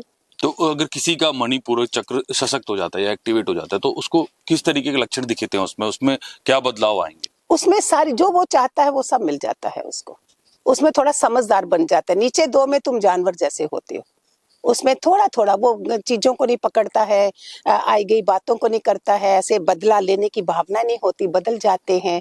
तो धीरे धीरे इन चीजों के एक अच्छे देवी संपदा वाले गुणों की शुरुआत हो जाती है। फिर आगे तो हार्ट चक्र, थ्रोट चक्र, विशुद्ध कंठ। तो हार्ट चक्र, जैसे आपने बताया कि हार्ट चक्र हमारी भावनाओं से रिलेटेड है कहीं ना कहीं, और प्रेम, जैसा कुछ लोगों का कहना है कि उन्हें प्रेम हुआ, तो और प्रेम में जब वो लोग होते हैं तो वो कवि बन जाते हैं, वो बड़ी बड़ी शायरियां लिख देते हैं, हाँ जी। वो दुनिया को एक अलग नजरिए से देखना शुरू कर देते हैं। कुंडली टर्न हो गई। तो क्या ये प्रेम जैसे इंसानों में होता है, जो जैसे एक लड़के को एक लड़की से या एक लड़की को एक लड़के से हो सकता है? वो वासना है, वासना है, वो कभी वो प्रेम नहीं शरीर हो की सकता। वासना है, वो प्रेम नहीं है। अभी गड़बड़ कहाँ है? लिविंग रिलेशनशिप है सब जगह। वही माँ बाप बोलते ना, कारों वाली लड़की नहीं, संस्कारों वाली लड़की लाओ। तो संस्कार देखते थे, लोग देखते थे। अभी वो चीजें कम हुई तो गड़बड़े हो रही है ना सारी। तो लिविंग रिलेशन में ही तुम पहले हो अपने में ही, फिर खुद ही शादियां कर रहे हो, खुद ही डाइवोर्स कर रहे हो, खुद ही सब कर रहे हो, तो क्या करे? माँ बाप भी क्या करे? नहीं, जैसे इतनी सारी मैंने गाने सुने, लिरिक्स देखता हूँ मैं पोएट्स की, तो वो जो लिखा हुआ उन्होंने कि हृदय से प्रेम निकला, तो वो उनकी असल में वासना ही थी। परमात्मा के प्रेम की बात अलग है, वासना के प्रेम की बात अलग है। वो जो उन्होंने महसूस किया है, जो किसी कवि ने लिखा है अपनी कविता में, वो किसी लड़की के लिए लिखा है या फिर किसी लड़की ने किसी लड़के के लिए लिखा है, लेकिन वो जो जिक्र कर रहे हैं उसमें बातों का कि हृदय में हमने इसे महसूस किया, तो होगा कोई उसका कार्मिक, उसको अच्छी लगना शुरू हो गई, वो बात अलग हो गई। मैं आपसे जानना चाहता हूँ कि क्या ये संभव है कि किसी मनुष्य के मेरे पास होने से मेरे अनाहत में कुछ एक्टिवेट या फिर कुछ ऊर्जा स्पंदित हो जाए? आ, किसी सत्पुरुष के पास हो या किस तरह का आपका ओरा है, इट डिपेंड्स ऑन दैट। अगर आपका ओरा नीचे के लेवल का है तो उसको थोड़ा सा फर्क पड़ेगा, अगर पहले से ओरा अच्छा है तो उसको और फर्क पड़ेगा। सत्पुरुष के आते सारे लोग हैं, अफेक्ट क्यों नहीं होता? इसलिए हम ओरा क्लिनिक का भी मैं बताऊंगी, ओरा का कितना प्रभाव पड़ता है उस चीज को। जितना अभी जैसे मेरे को प्रेममय गुरुमा बनाया, मेरी जितनी उच्च कोटि की ऊर्जा होगी उसमें शैतान ज्यादा होंगे, हर कोई तुम्हें खींचना चाहता है। अगर मैं इसको लॉक नहीं करूं, मैं बाहर निकलूं तो मेरे में ही वो प्रभाव पड़ता जाएगा। इसलिए हम खान पान का प्रभाव रखते हैं, ओरा लॉक रखते हैं। फिर इसको खोलते कहाँ? जहाँ अच्छी जगहों में, जैसे मंदिर जा रहे हो तो हम ओरा को खोल देंगे कि परमात्मा की अच्छी ऊर्जा हमारे में, तो हम ओरा लॉक रखेंगे। तो ये आप अपने कर सकते, कॉन्शियसली आप ऑरा लॉक भी रोज कर रोज सकते हो। हैबिट ही बना लो, घर से निकल रहे हो आप ओरा लॉक कर दो अपनी। तो मैं तो जैसे अब एक आम इंसान है वो ऑरा लॉक करना चाहता है, वो नहीं चाहता कि मेरी अच्छी एनर्जी चली जाए, लेकिन चली जाती है। नहीं, वो उसका कैसे बड़ा लॉक किया जाए? आसान तरीका है। ये हमारा क्राउन चक्कर है ना, हाँ जी। क्राउन से लेके मूलाधार चक्कर तक सीधी ये आपने बना लिया। ये जीसस का क्राइस है, इधर से भी आपने कर दिया, इधर से भी करा। ट्राई करा करो अपने पाँव में जुराबें रहें। मैक्सिमम आप संतों के पाँव में जुराबें देखोगे, उनकी जो ओरा है वो बच्चे सीखा करो। ये लोग चंदन इतना इतना लगाते हैं, रुद्राक्ष पहनते हैं, कवच रखते हैं, क्यों रखते हैं? नॉर्मल होते हैं। मेरे को भी देखो कितनी माला भी, मुझे तो शौक भी है, और वो भी ओरा भी बनी रहे, कवच भी बना रहे। यही तुम कितने सोने का हार पहना हो, उसकी कीमत कम होगी, इसकी कीमत ज्यादा होगी। तो एक कवच भी बन जाते हैं, हमारे साथ टच रहता है, ऊर्जा भी मिलती है। तो ये चीजें भी धीरे धीरे आपका इधर ध्यान ज्यादा आएगा, और कुछ आप अंदर ही पहने रखोगे, बाहर नहीं भी दिखाओ, so that you are in उसमें कनेक्शन में हो आप। तो ये ओरा क्लीनिंग हो गया। दूसरा ओरा क्लीनिंग का, लॉकिंग का, ओरा लॉकिंग। इसमें ओम भूर्भुवः स्वः स्तर्वनि भर्गो देवस्य धीमहि धियो जो न प्रचोदयात्, आप 3 बार ऐसा कर दो। ये हम मेडिटेशन कराते हैं, पहले उनको ये करवाते हैं, ओरा लॉक करवाते हैं, सो दैट इमीडिएट नेगेटिव ऊर्जा जो है वो हमारे को, हमारी जो हम कर रहे हैं वो ले नहीं जाए। सोने से पहले भी आप अपनी ओरा लॉक करो, नहीं तो कितनी नेगेटिव शक्तियां होती हैं जो हमें हमारे पे ड्रीम ऐसे आ रहे हैं, हमारे गिर रही होती हैं, हम वो भी बोलते हैं उनको, उस समय भी करो। फिर कहीं अच्छी जगह जा रहे हो, ओरा को आपने ऐसे करा, आपने अपनी ओरा को खोल दिया ऐसे करके, तो फिर उसके बाद लॉक कर लो बाद में। ये हैबिट बनाइए, आप लोग भी बनाइए, इससे जरूर। आजकल जेलसी है, गौर कलयुग का मीनिंग नफरत है, जेलसी है, असुरी संपदा है। आप लोग जैसे प्रोफेशन में हो, कितनी जेलसियां होती हैं, हर कोई एक दूसरे को डाउन करने में लगा है। तो बचने के लिए ये अच्छी अच्छी बातें करिए। नमक का पानी, उससे नहाना शुरू करिए, ओरा क्लीनिंग उससे भी होती है। अपने बाथरूम में रखिए, घर की लेडीज को बोल दीजिए बॉटल नमक की रखिए। शॉवर है तो मग्गे में करे, बाल्टी है तो पहले डाल के आप स्नान करें। आप ऑफिस जाओगे, काम पे जाओगे, आपकी बिल्कुल नेगेटिविटी निकली होगी। ऑफिस से आते हो, गर्मियों के दिन है तो पूरा शावर लीजिए नमक के पानी से, नहीं तो पाँव तो धो ही लीजिए नमक के पानी से। थोड़ा सा उसमें डाला, करा, आप देखो आप फैमिली पे रिएक्ट नहीं करोगे। आपकी जो ऑफिस की टेंशन होगी वो आपने उसको निकाल दी। तीसरा है आरती करने का। जैसे हम अपने गुरुओं की आरती करते हैं, घर के अंदर जो आरती करते हैं, वो दीवा जो है अग्नि स्नान हो गया, उससे भी आपने फ्रेश हो गया। आप ऑफिस से आ रहे हो, इतनी स्ट्रेस है और बीवी के ऊपर, बच्चों पे रिएक्ट कर रहे हो, ये अग्नि स्नान है। पहले आपने नमक वाले पानी से अपने कर लिया।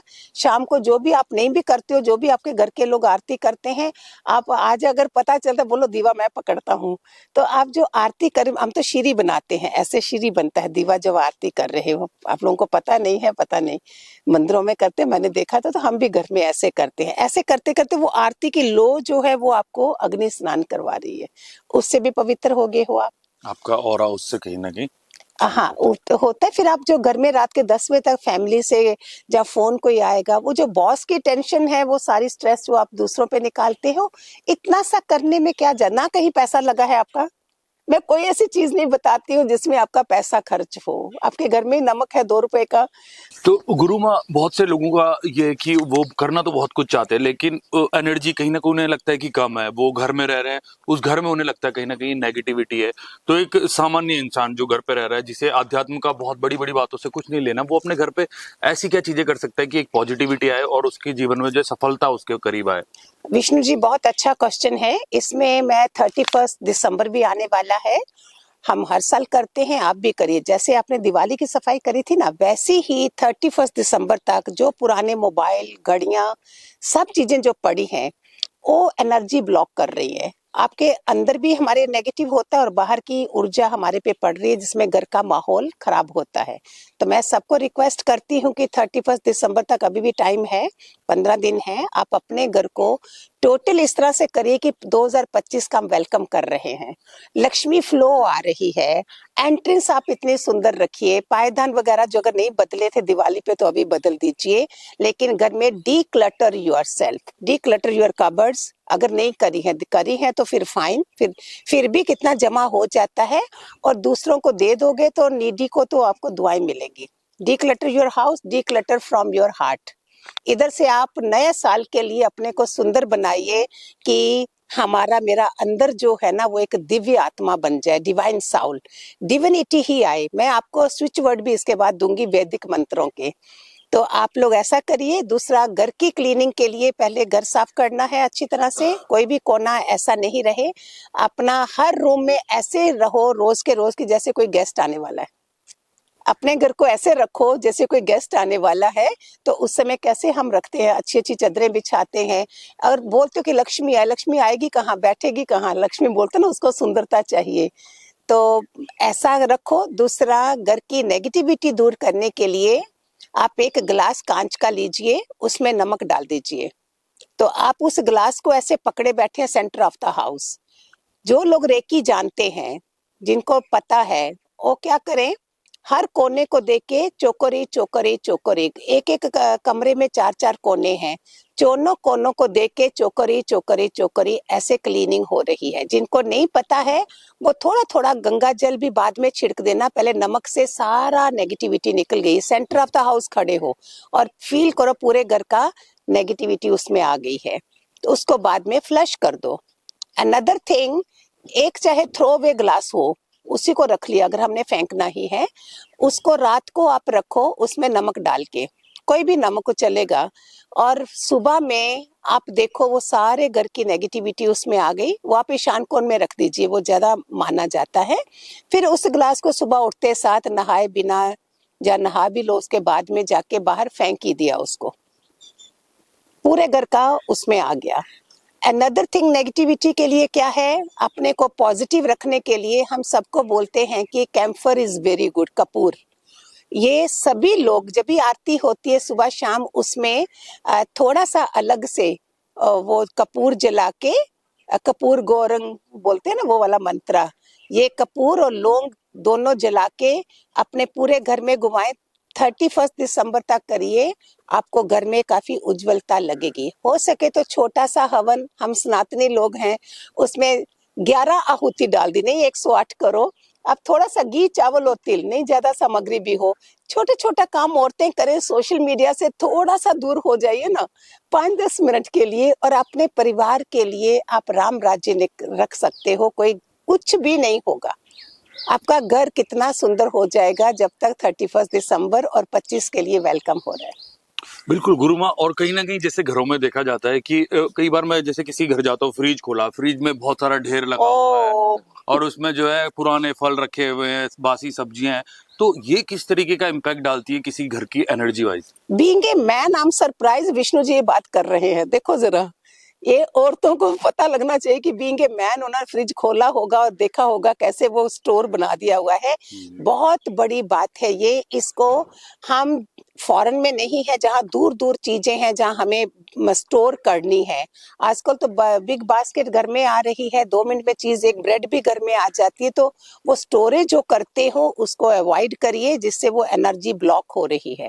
फ्रिज को वीकली नहीं तो वंस इन 15 डेज या महीने में एक बार पूरे सारे का सारा साफ करिए। आप खुद बोलोगे कि घर इतना लाइट हो गया। ये हम लोगों को इन स्टोरेज से बचना है। इधर भी कुछ स्टोर नहीं करना है, उधर भी नहीं करना है।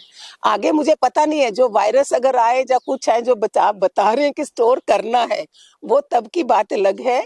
नॉर्मल में आप ये सब चीजें नहीं और करिए। इससे कहीं ना कहीं उनकी जो जीवन में खुशहाली है या फिर जीवन जिस तरीके से चल रहा है उस पर प्रभाव पड़ सकता है। बहुत प्रभाव पड़ता है। तो किस तरीके के प्रभाव देखने को मिल सकते हैं अगर किसी वो ने फ्रिज के अंदर नेगेटिव रखा है? होता है ना।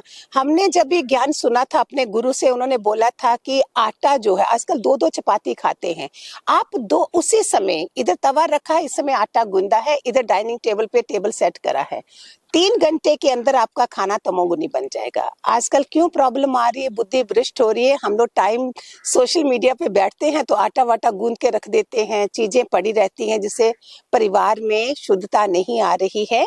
मत करिए। रात का आटा पड़ा हुआ, उसको गाय के लिए रोटी चाहे दे दो, कुछ कर दो, मत बनाइए, मत खाइए। हम ये बातें सबको बताते हैं, बड़ी बड़ी बातें नहीं बताते हैं। बिल्कुल। और ऐसे भी देखने को मिलता है कि लोग क्या है कि अब काम वाली सुबह आती है तो रात के बर्तन भी इकट्ठे किए हुए हैं, दिन के बर्तन भी इकट्ठे किए हैं और वो अगले दिन सुबह तक वैसे ही हैं जब तक वो काम वाली आके उन्हें धो नहीं रही। तो क्या ये किसी के वास्तु पे या किसी तरीके से एक नकारात्मक ऊर्जा ये बना हमारे सकती है? शास्त्रों में भी लिखा हुआ है। और पहले तो जमाने में वो बाहर होती थी चीजें, आजकल फ्लैट में रह रहे हैं कि सब जगह आपको बर्तन मांजने की जगह भी सेपरेट नहीं मिलेगी। बेस्ट इज, अगर सुबह सेवादारी हम बोलते हैं, हम बाई को सेवादारी आ रही है, अब बर्तन जो है ना एटलीस्ट पानी से निकाल के रखिए, हो सके तो साफ कर दीजिए। इसमें बोलते हैं कि हमारे शास्त्रों में लिखे अन्नपूर्णा माता, लक्ष्मी माता विजिट करती हैं रात को, हमें डराने के लिए होता है। अपने गैस के चूल्हा, गैस बर्नर, वो सब हमारे साफ होने चाहिए। हो सके चांदी की कटोरी में एक कपूर थोड़ा सा जला दें आफ्टर क्लीनिंग द किचन, आप खुद डिफरेंस देखोगे। ये फ्री ऑफ कॉस्ट है चीजें, पैसा भी नहीं लगना है। आप करिए और अपने घरों को मंदिर बनाइए। बिल्कुल। और कुछ लोगों का मतलब और भी जैसे जो जनमानस है उनकी समस्याएं हैं जो वो अपने आम जीवन में देखने को मिलती है कि वो काम तो बहुत कर रहे हैं लेकिन उनको रिजल्ट उस तरीके का नहीं मिल रहा। ये घर में लेडीज को मैं बोल रही हूँ, जेंट्स भी हैं, अगर दोनों वर्किंग है तो भी टाइम निकालिए। लोग तो वीकली टाइम निकालते हैं, ना कि दिवाली तक वेट करते हैं। जितनी फाइलें पड़ी हैं, जितने पेपर फजूल के पड़े हैं, अगर दिवाली पे नहीं करे हैं, अभी 31 से पहले कर लीजिए। Shunt out the paper. आपके सूटकेस भरे होंगे, कई लोग फाइलें वगैरह सब कबर्ड्स भरी होंगी, उनको आप देखिए और 31 दिसंबर तक 25 में देखिए आपको कितना खिला खिला रहेगा, बीमारी नहीं आएगी। एनर्जी ब्लॉक होती है। कर्टन्स भी आपने हिलाइए, सुबह जब करते हो कर्टन्स को हिलाइए, सुबह उठते साथ अपने सारी खिड़कियां दरवाजे खोलिए 2 मिनट के लिए, चाहे सर्दी है तो भी 2 मिनट के लिए। वो एनर्जी अंदर आ गई, क्रॉस हो गया, उसके बाद बंद कर दीजिए। मेरे कोई जानने वाले गुरुमा, उन्होंने मुझे कहानी बताई थी, मतलब उनके साथ हकीकत में हुआ कि वो कहीं नई जगह पे गए तो उन्होंने एक चारपाई ली बाजार से, तो वो उस चारपाई पे सोते थे तो उन्हें बुरे बुरे ख्याल, बुरे बुरे मतलब उनके साथ अलग अलग चीजें होने लगी। बाद में पता चला वो किसी ऐसे इंसान की थी जो शायद अब मर चुका था। तो क्या ये संभव है कि कोई आपके घर में पुरानी ऐसी चीज पड़ी हो जिससे आज आपको पहले बोलते थे 3 साल तक, कोई भी चीज आपके घर में है 3 इयर्स, अभी बोलते 1 साल तक। अगर आपने इस दिवाली पे भी वो कपड़े नहीं पहने जो अभी तक पड़े हैं, वो नेक्स्ट दिवाली तक भी आप नहीं यूज करोगे। इससे अच्छा है, मैं आइडिया देती हूँ, अभी भी इंडिया में हमें काफी गरीब मंदिर भी हैं, ब्राह्मण लोग हैं, जो हमें बताया जाता है शास्त्रों में कि दुआएं लगती हैं, आप लेके शंट आउट करिए और कितनी फैमिलीज के काम आ जाती है। हमारा एनजीओ तो ये काम कर रहा है, हम तो ये काम करते हैं, लोगों के घरों से सब चीजें निकलवाती हूँ और वहाँ देती हूँ जो नीडी लोग हैं। आपको दुआएं लगेंगी, दवाइयाँ कम खानी पड़ेंगी, जहाँ दुआएं लोगे वहाँ दुआइयाँ नहीं खानी पड़ेंगी। तो आप इन चीजों से बचिए, दूसरों को दीजिए। मोबाइल भी है, घड़ियां हैं, अपने जूते ही देखिए, फिर बोलते हैं पैसा नहीं आ रहा। जूते शनि को माना जाता है, मेरे को ये नॉलेज, मैं वो नहीं हूँ एस्ट्रोलॉजर नहीं, कुछ नहीं, ये ब्रह्म ज्ञान है मेरे पास, लेकिन इन चीजों का जितना मुझे पता है वो मैं बता देती हूँ। Always keep your shining shoes, means dust वस्ट नहीं भरी पड़ी हो। कपड़े आपके 2 कपड़े रखो, साफ सुथरे रखो, 2 चादरें रखो, साफ सुथरे रखो। रात के कपड़े, पहने हुए कपड़े दोबारा मत पहनो, दरिद्रता आती है। ये छोटी छोटी चीजों का ध्यान दोगे, बाथरूम आपके बिल्कुल साफ सुथरे होने चाहिए। फिर कोई आपको ज्योतिषी नहीं बोलेंगे तुम्हें राहु का दे हो रहा है, शनि का हो रहा है, केतु का हो रहा है। आप सफाई रखिए, कोई ग्रह हमें तंग नहीं करेगा। गुरुमा, बहुत से लोग जैसे न्यूमेरोलॉजी की बात करते हैं, नंबर सिस्टम से वो अपने जीवन को प्रभावित करने की बात करते हैं, तो क्या ये संभव है? सब चीजें हैं, साइंस है सबके पीछे, न्यूमरोलॉजी भी है, एस्ट्रोलॉजी, सब कुछ है। लेकिन अगर ज्ञान से, कल भी मैंने किसी को इनर वास्तु का बताया है कि ज्ञान से जो चीजें हैं ना, उसके आगे सब फेल हो जाता है। मैं कितना भी कर लूं, लेकिन मैं अंदर से इतनी गंदी हूं, वो कब अफेक्ट करेगा? बहुत देर के बाद, टाइम लगेगा। अभी जैसे मैं मेडिटेशन कराती हूँ तो मैं बोलती हूँ आपका कमरा गंदा है, जब तक आपने कमरा साफ नहीं करा, आप एक चाय का कप नहीं पी सकते हो। हम क्या करते हैं, इस कमरे को साफ करवाते हैं। माफी प्रार्थना, सोने से पहले सबको माफ कर दो। जिसके भी किसी की आंखों में आपने आंसू गिराए हैं, उनसे माफी लीजिए, और दूसरे दिन देखो आपकी नींद कितनी अच्छी आएगी। आप कोई नींद की गोलियां नहीं खाओगे, सुकून लगेगा। माफ कर दो, अपने ही बच्चे हैं वो। ऐसे करके जीवन बिताइए, आपको इन सब चीजों की जरूरत नहीं पड़ेगी। तो गुरुमा, जैसा कि आप जो ज्ञान दे रही हो, कहीं ना कहीं लोगों को अंतर मन से मुक्ति के मार्ग पे लेके जा रही हो, ताकि उन्हें आत्मबोध हो, हकीकत में वो क्या है वो जान पाए। लेकिन जो आज सामान्य मनुष्य है, वो इतनी समस्याओं से घिरा हुआ है कि वहां तक पहुंचने से पहले उसे उन समस्याओं का निवारण करना बहुत जरूरी होगा। तो मतलब जो एक सामान्य जैसे योग करता है इंसान, या फिर कोई मेडिटेशन कर रहा है, तो क्या कोई ऐसी मुद्रा है या कुछ ऐसी क्रियाएं हैं जिनके थ्रू वो इंस्टेंट कुछ अपने जीवन में बदलाव देख सके? जैसे बहुत से लोगों को लगता है कि उनके जीवन में कुछ बनते बनते काम रुक जा रहे हैं, तो क्या कुछ ऐसी मुद्रा है, कोई ऐसी क्रिया जिसके थ्रू वो इन समस्याओं से दूर हो सके?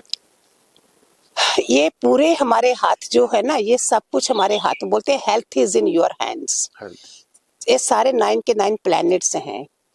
इसमें आप जो 7 चक्रा है उसका कुछ भी नहीं अगर कर सकते हो, मेडिटेशन के लिए भी टाइम नहीं है। ये ध्यान से अगर देख लो तो ये पहली रिंग फिंगर जो है, ये हमारा मूलाधार चक्र है। इसको मैं क्या करूंगी, इसका बीज मंत्र है लम। तो मैं इसको पकड़ के नहाने के बाद 2 मिनट के लिए लम, मैं अभी सिखा रही हूँ, आप ज्यादा टाइम लेके भी बैठ सकते हो अगर टाइम है आपके पास। ये लम हो गया, ये मूलाधार चक्कर, ये हो गया स्वादिष्ठान चक्कर। इसका बीज मंत्र है वाम वाम। तीसरा मणिपुर चक्कर का ये है रम।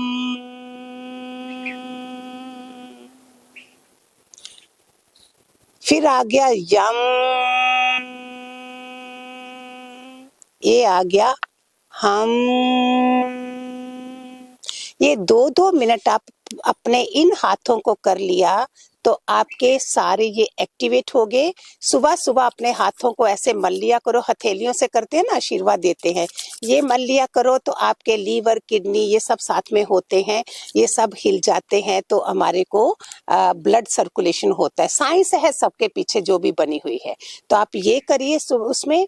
बाकी ज्ञान मुद्रा है, हमेशा जब भी आप मेडिटेशन करो, कुछ करो, ये ज्ञान मुद्रा।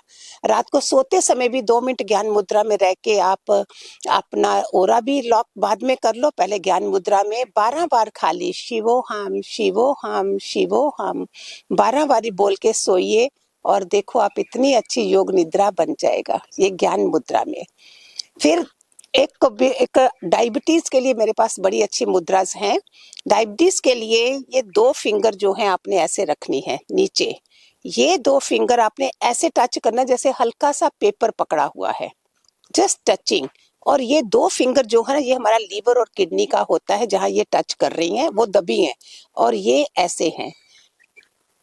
इसमें बहुत ज्यादा फर्क पड़ता है, 3-4 मैं बताती हूँ डायबिटीज के लिए। ये वो मुद्रा है ऐसे करके, और इसको आप खुश हो जाओगे, इसको कुबेर मुद्रा भी बोला जाता है, और डायबिटीज के लिए भी ये मुद्रा है। और इसको दोनों चीजें, कुबेर मुद्रा के लिए इतना पैसा आ जाएगा, और दूसरा हमारा रोग ठीक हो जाएगा। ये देख लीजिए दोबारा, ये 2 छोटी और रिंग फिंगर ऐसे दबी है, ये 2 फिंगर्स मैंने ऐसे करी हैं, जस्ट टच करी हैं, ये हो गई। एक हो गई लिंग मुद्रा, ये भी डायबिटीज के लिए मेरी माला है, ये भी डायबिटीज के लिए बहुत अच्छा है। कफ कोल्ड के लिए भी अच्छी होती है, और डायबिटीज के लिए भी बहुत अच्छी होती है ये वाली। ज्यादा से ज्यादा शुरुआत करिए 5 मिनट में, मैक्सिमम 10 या 15 मिनट करिए, उससे फर्क पड़ेगा। तीसरी है ये रिंग फिंगर और बड़ी फिंगर जो होती है, इसको आप मृगी मुद्रा बोलते हैं। ये आप करिए, इससे भी डायबिटीज के लिए बहुत नॉट ओनली डायबिटीज में काफी चीजों का असर है, लेकिन मैं एक का बता रही हूँ, बाकी होता बहुत कुछ है। ये हो गया, ये 3 मुद्राएं दे दी।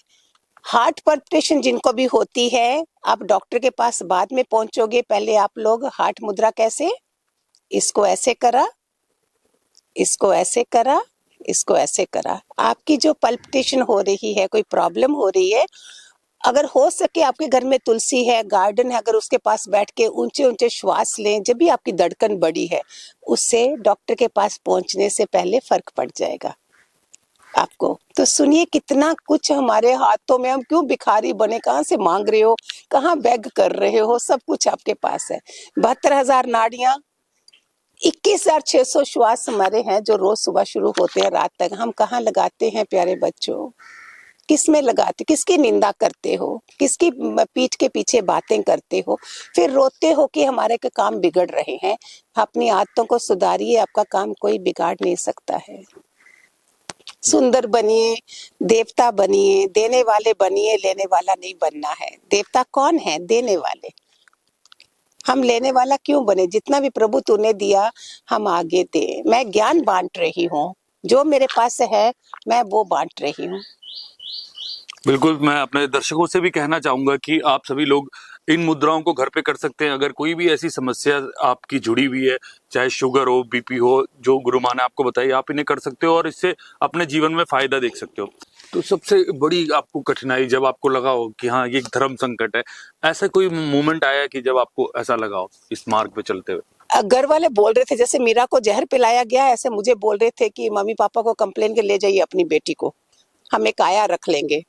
ये मेरे, देखो ये सिर्फ निश्चय होता है। जब बोला उस समय मैं क्या सोचती कि मैं चली ऋषिकेश, मुझे इधर नहीं रहना है, और मैं निकल भी गई थी। मुझे ट्रेन में से दोबारा लाया गया। ये बात है कोई 86 और 87 की बात है, तब की बात है ये।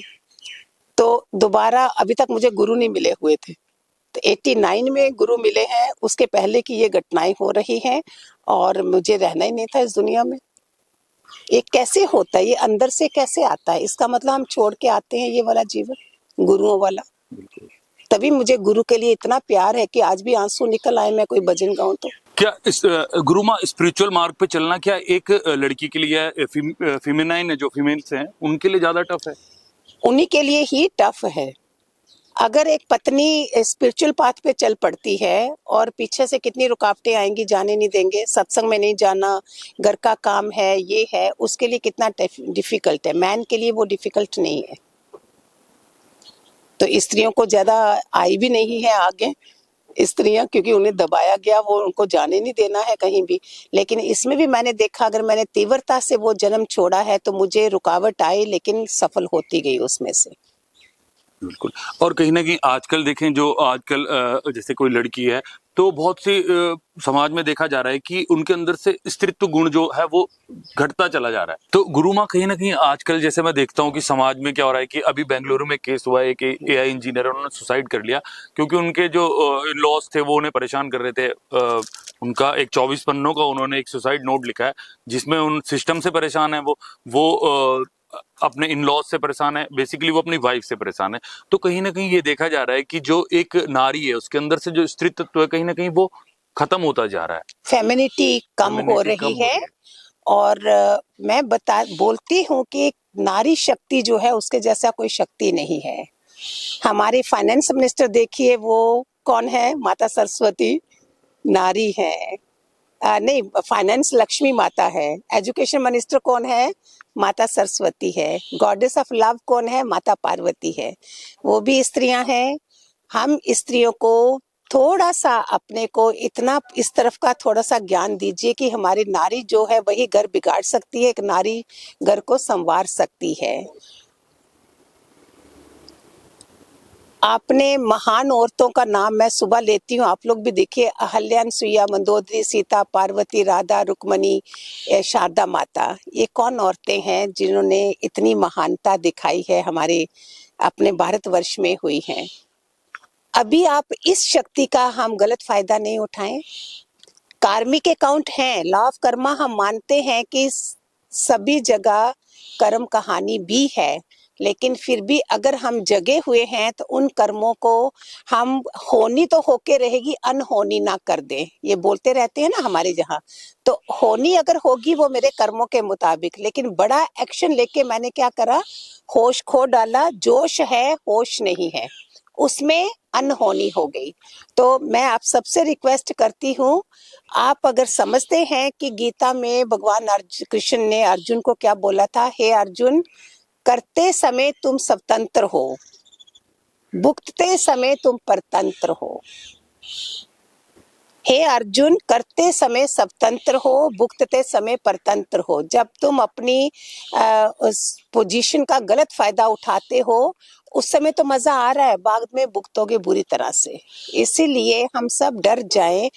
भगवान कृष्ण ने गीता में बोला है, हे अर्जुन, करते समय स्वतंत्र हो, भुगतते समय परतंत्र हो। तो हम जहाँ भी हैं अपनी पोजीशन का गलत फायदा नहीं उठाएं। जहाँ भी हैं, हम घर में गृहस्थ में हैं, ऑफिस में हैं, जहाँ भी हैं, उसका बाद में बहुत बड़ा फल निकलता है, वो हम समझ जाएं और इसकी तरफ ध्यान करोगे तो हमारा जीवन बढ़िया होगा। Be nothing, do nothing. हम कुछ भी बनते हैं तो हमारी पर्सनैलिटी जो है वो इतनी सुंदर नहीं लगती है। इसलिए अब सक्सेसफुल लोगों को देखिए, जो बड़े महान लोग हैं वो कुछ भी नहीं होते, जीरो बने होते हैं। आप एक फल को देखिए, आम पक गया है तो नीचे गिर जाता है, बोलता मेरे को खा लो, और कच्चा आम को कोई पकड़ेगा नहीं। तो हम पका हुआ फ्रूट जो फल है नम्रता का, इसका मीनिंग होता है बी हम्बल, काइंडनेस होनी चाहिए। जो देवी संपदा के गुण अपनाइए। इन सब नारी शक्ति को मैं बोलती हूँ, इतनी बड़ी शक्ति हो आप, उसको ऐसा मत करिए कि आदमी सारे बोले कि औरत अपना ये सब खो रही है। औरत के अंदर स्माइल, औरत में धैर्य, धरती जैसा धैर्य होना चाहिए। कितनी चीजें संभाल लेती है औरत अपने में। वो औरतें जो डिलीवरी करती हैं, बच्चे पैदा करती हैं, इतनी महान हैं, वो पेन सहती हैं, कितनी आप में धैर्य है, उसको क्यों खो डालें हम। वो ब्यूटी है औरत की। तो आप अच्छी तरह से अपने घर को संभालिए, मैं तो रिक्वेस्ट करती हूँ। और अंडरस्टैंडिंग बनाए रखिए, बातचीत करिए, तीसरे इंसान से बात मत करिए। लैक ऑफ कम्युनिकेशन मीन उसी के साथ बात करिए जिसके साथ कंसर्न है, तीसरे से बात मत करिए। थ्रू थर्ड पर्सन हमारा रिश्ता बिगड़ता है। गुरु माँ, ये जो सनातन के इतने गूढ़ रहस्य हैं, सनातन ने हमको सब कुछ पहले ही सिखा के रखा हुआ है, सब कुछ हमारे पास है, लेकिन हमें पता नहीं। इतनी सारी मुद्राएं, इतनी सारी हमारे पास क्रियाएं। तो सनातन को अगर हम समझने लगे तो इसकी क्या, जो इसके गूढ़ है, इसके जो बेसिक कंसेप्ट है, वो क्या है? सनातन धर्म का कोर वैल्यू जो है वो है सत्य, धर्म और प्रेम।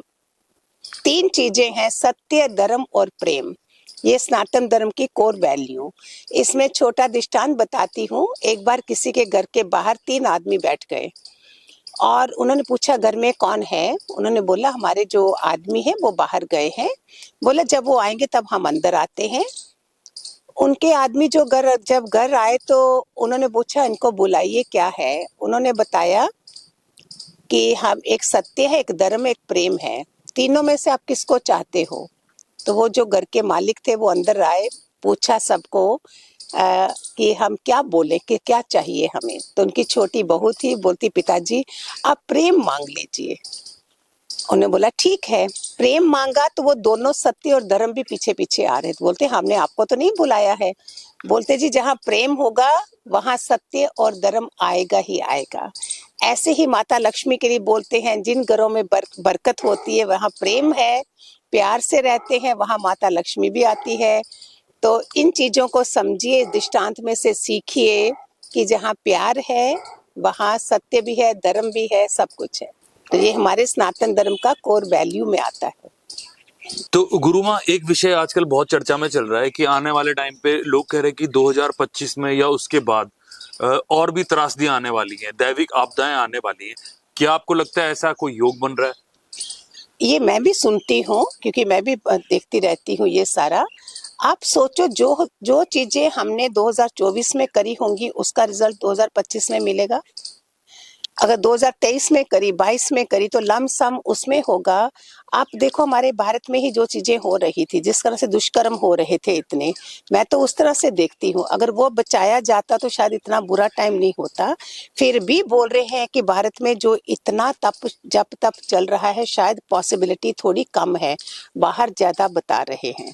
तो इसमें इनका प्लानिटरी पोजीशन का होता होगा, वो कब बदलते हैं, जब पाप छा जाता होगा। अदरवाइज तो मैं बोलती हूँ हर ग्रह जो है वो हर चीज में भलाई भी होती है, जैसे ढैया बोलते हैं, साठ सती बोलते हैं, ये चीजें हमें स्ट्रांग बनाती हैं।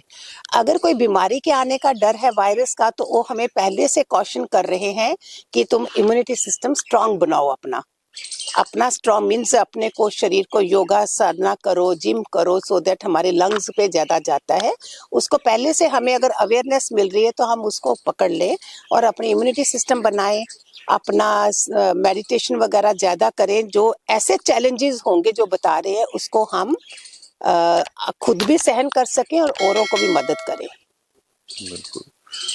तो गुरु माँ, आप इतने अच्छे काम कर रही हो, और मैं अभी जब आ रहा था तो मैंने आपके बारे में पढ़ा, मुझे अभी जानने का मौका मिला कि आप एक एनजीओ भी रन कर रहे हो और लोगों की सेवा तो आप कर ही रहे हो। तो ये एनजीओ चलाने का आपके पास कहाँ से आइडिया आया और इसके पीछे क्या मतलब? कितने साल पहले की बात है, कच्छ में कहीं पे वो अर्थक्वेक आया था, और तब मैंने क्या करा था, देखा कि लोगों को, मैं कैसे, अकेली थी मैं, तो मैंने वो खिचड़ी बनाना शुरू करा। 2 ही कुकर, 2 ही हाथ थे मेरे, तो मैंने ये भी अनुभव अच्छा है कि तुम करना तो शुरू करो, फिर परमात्मा तुम्हें अष्टलक्ष्मी अष्ट बाहों वाला बना ही देता है। तो मैंने शुरू करा, उसके बाद देखा 2 हाथ से 4 हाथ, 10 हाथ मेरे बनते गए। दूसरी तरफ मैंने देखा मजदूर खाना खा रहे थे, तो मैंने कोई नींबू के वो जूस निकाले होंगे, छिलके पड़े थे, मैंने बोला ये नींबू का अचार अच्छा बन सकता है छिलके फेंकने के बजाय। ये देखो भावना अंदर से आई, मैंने उसमें नमक मिर्ची लगा के भर के धूप में रख दिया, वो अचार बन गया।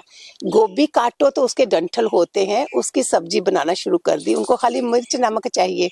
ये मैं सबको आइडिया दे रही हूँ। मटर होते हैं, उनके छिलके कट्टर होते हैं। तो ये छोटी छोटी चीजें मैंने खुद अपने से करी, सब्जी बन गई और मैंने उनको देना शुरू कर दिया। उधर से शुरुआत करते करते देखो इतना बड़ा एनजीओ खुल गया। तो परमात्मा भी देखता है कि बच्चा कर रहा है तो वो हमारा साथ देता है। तो डिवाइन केयर फाउंडेशन ये हमारा एनजीओ खुला, जिसमें हमने है ब्लाइंड लोगों के लिए, हैंडीकैप लोगों के लिए सामूहिक शादियां जो लोग अफोर्ड नहीं कर सकते हैं, मेडिसिन 2 गांव भी लिए हमने, वहाँ डॉक्टर बिठाया जहाँ फ्री की दवाइयाँ दें उनको, सेहत के लिए उनके हमने पता नहीं क्या क्या काम करे हुए हैं। लड़कियों के लिए मशीनें ली, वो चला के टेलरिंग का काम करके वो उसमें पैसा कमाएं। ऐसे वाला बहुत लंबी लिस्ट है जो हमने शुरुआत उधर से करी थी और जहाँ तक पहुँचते पहुँचते इधर पहुँच गए।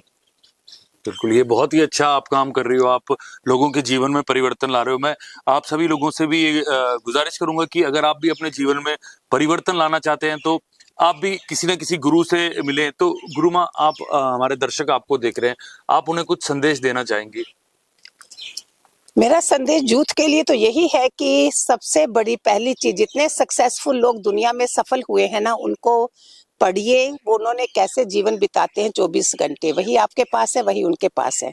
अगर तुम भी सक्सेसफुल बनना चाहते हो, 2 मस्ती कारें और BMW रखना चाहते हो, एक अच्छा इंसान बनिए रहिए। मैंने कितना कुछ देवी संप्रदाय के गुण दिए हैं उसमें। गीता पढ़िए, गीता में भगवान कृष्ण का गीत है और उसमें सारी जिंदगी का सार भी है। नहीं है तो किसी से समझ लीजिए अगर मुश्किल पड़ता है। सबसे बड़ी जरूरी बात बोलती हूँ, जल्दी उठना सुबह में। जितने सफल लोगों का पढ़ोगे, वो लोगों ने क्या करा है, उनका भी दिल करा ठंड में सोने का, उन्होंने नहीं करा है और वो उठे हैं, जिसमें सुबह सुबह उनके ऊपर भगवान की कृपा बरसी और वो आगे बढ़े हैं। तो मैंने जितना भी इसमें दिया है, देवी संप्रदाय के गुण भी हैं, और अपनी दिनचर्या अच्छी रखिए जिसमें आपको खूब सारे आशीर्वाद बरसे और आप एक सफल व्यक्ति बने। तो दोस्तों, आप सफलता का राज जो गुरु माँ ने आपको बताया, आई होप कि वो आप सब लोगों के जीवन में खुशहाली लेके आएगा, और ऐसे ही ज्ञानी लोगों का ज्ञान मैं आप तक पहुंचाता रहूंगा आने वाले एपिसोड्स में। और तब तक हमें सब्सक्राइब करते रहिए, शेयर करते रहिए वीडियो, और बने रहिए हमारे साथ। बहुत बहुत धन्यवाद गुरु माँ, आपने हमें समय दिया। धन्यवाद।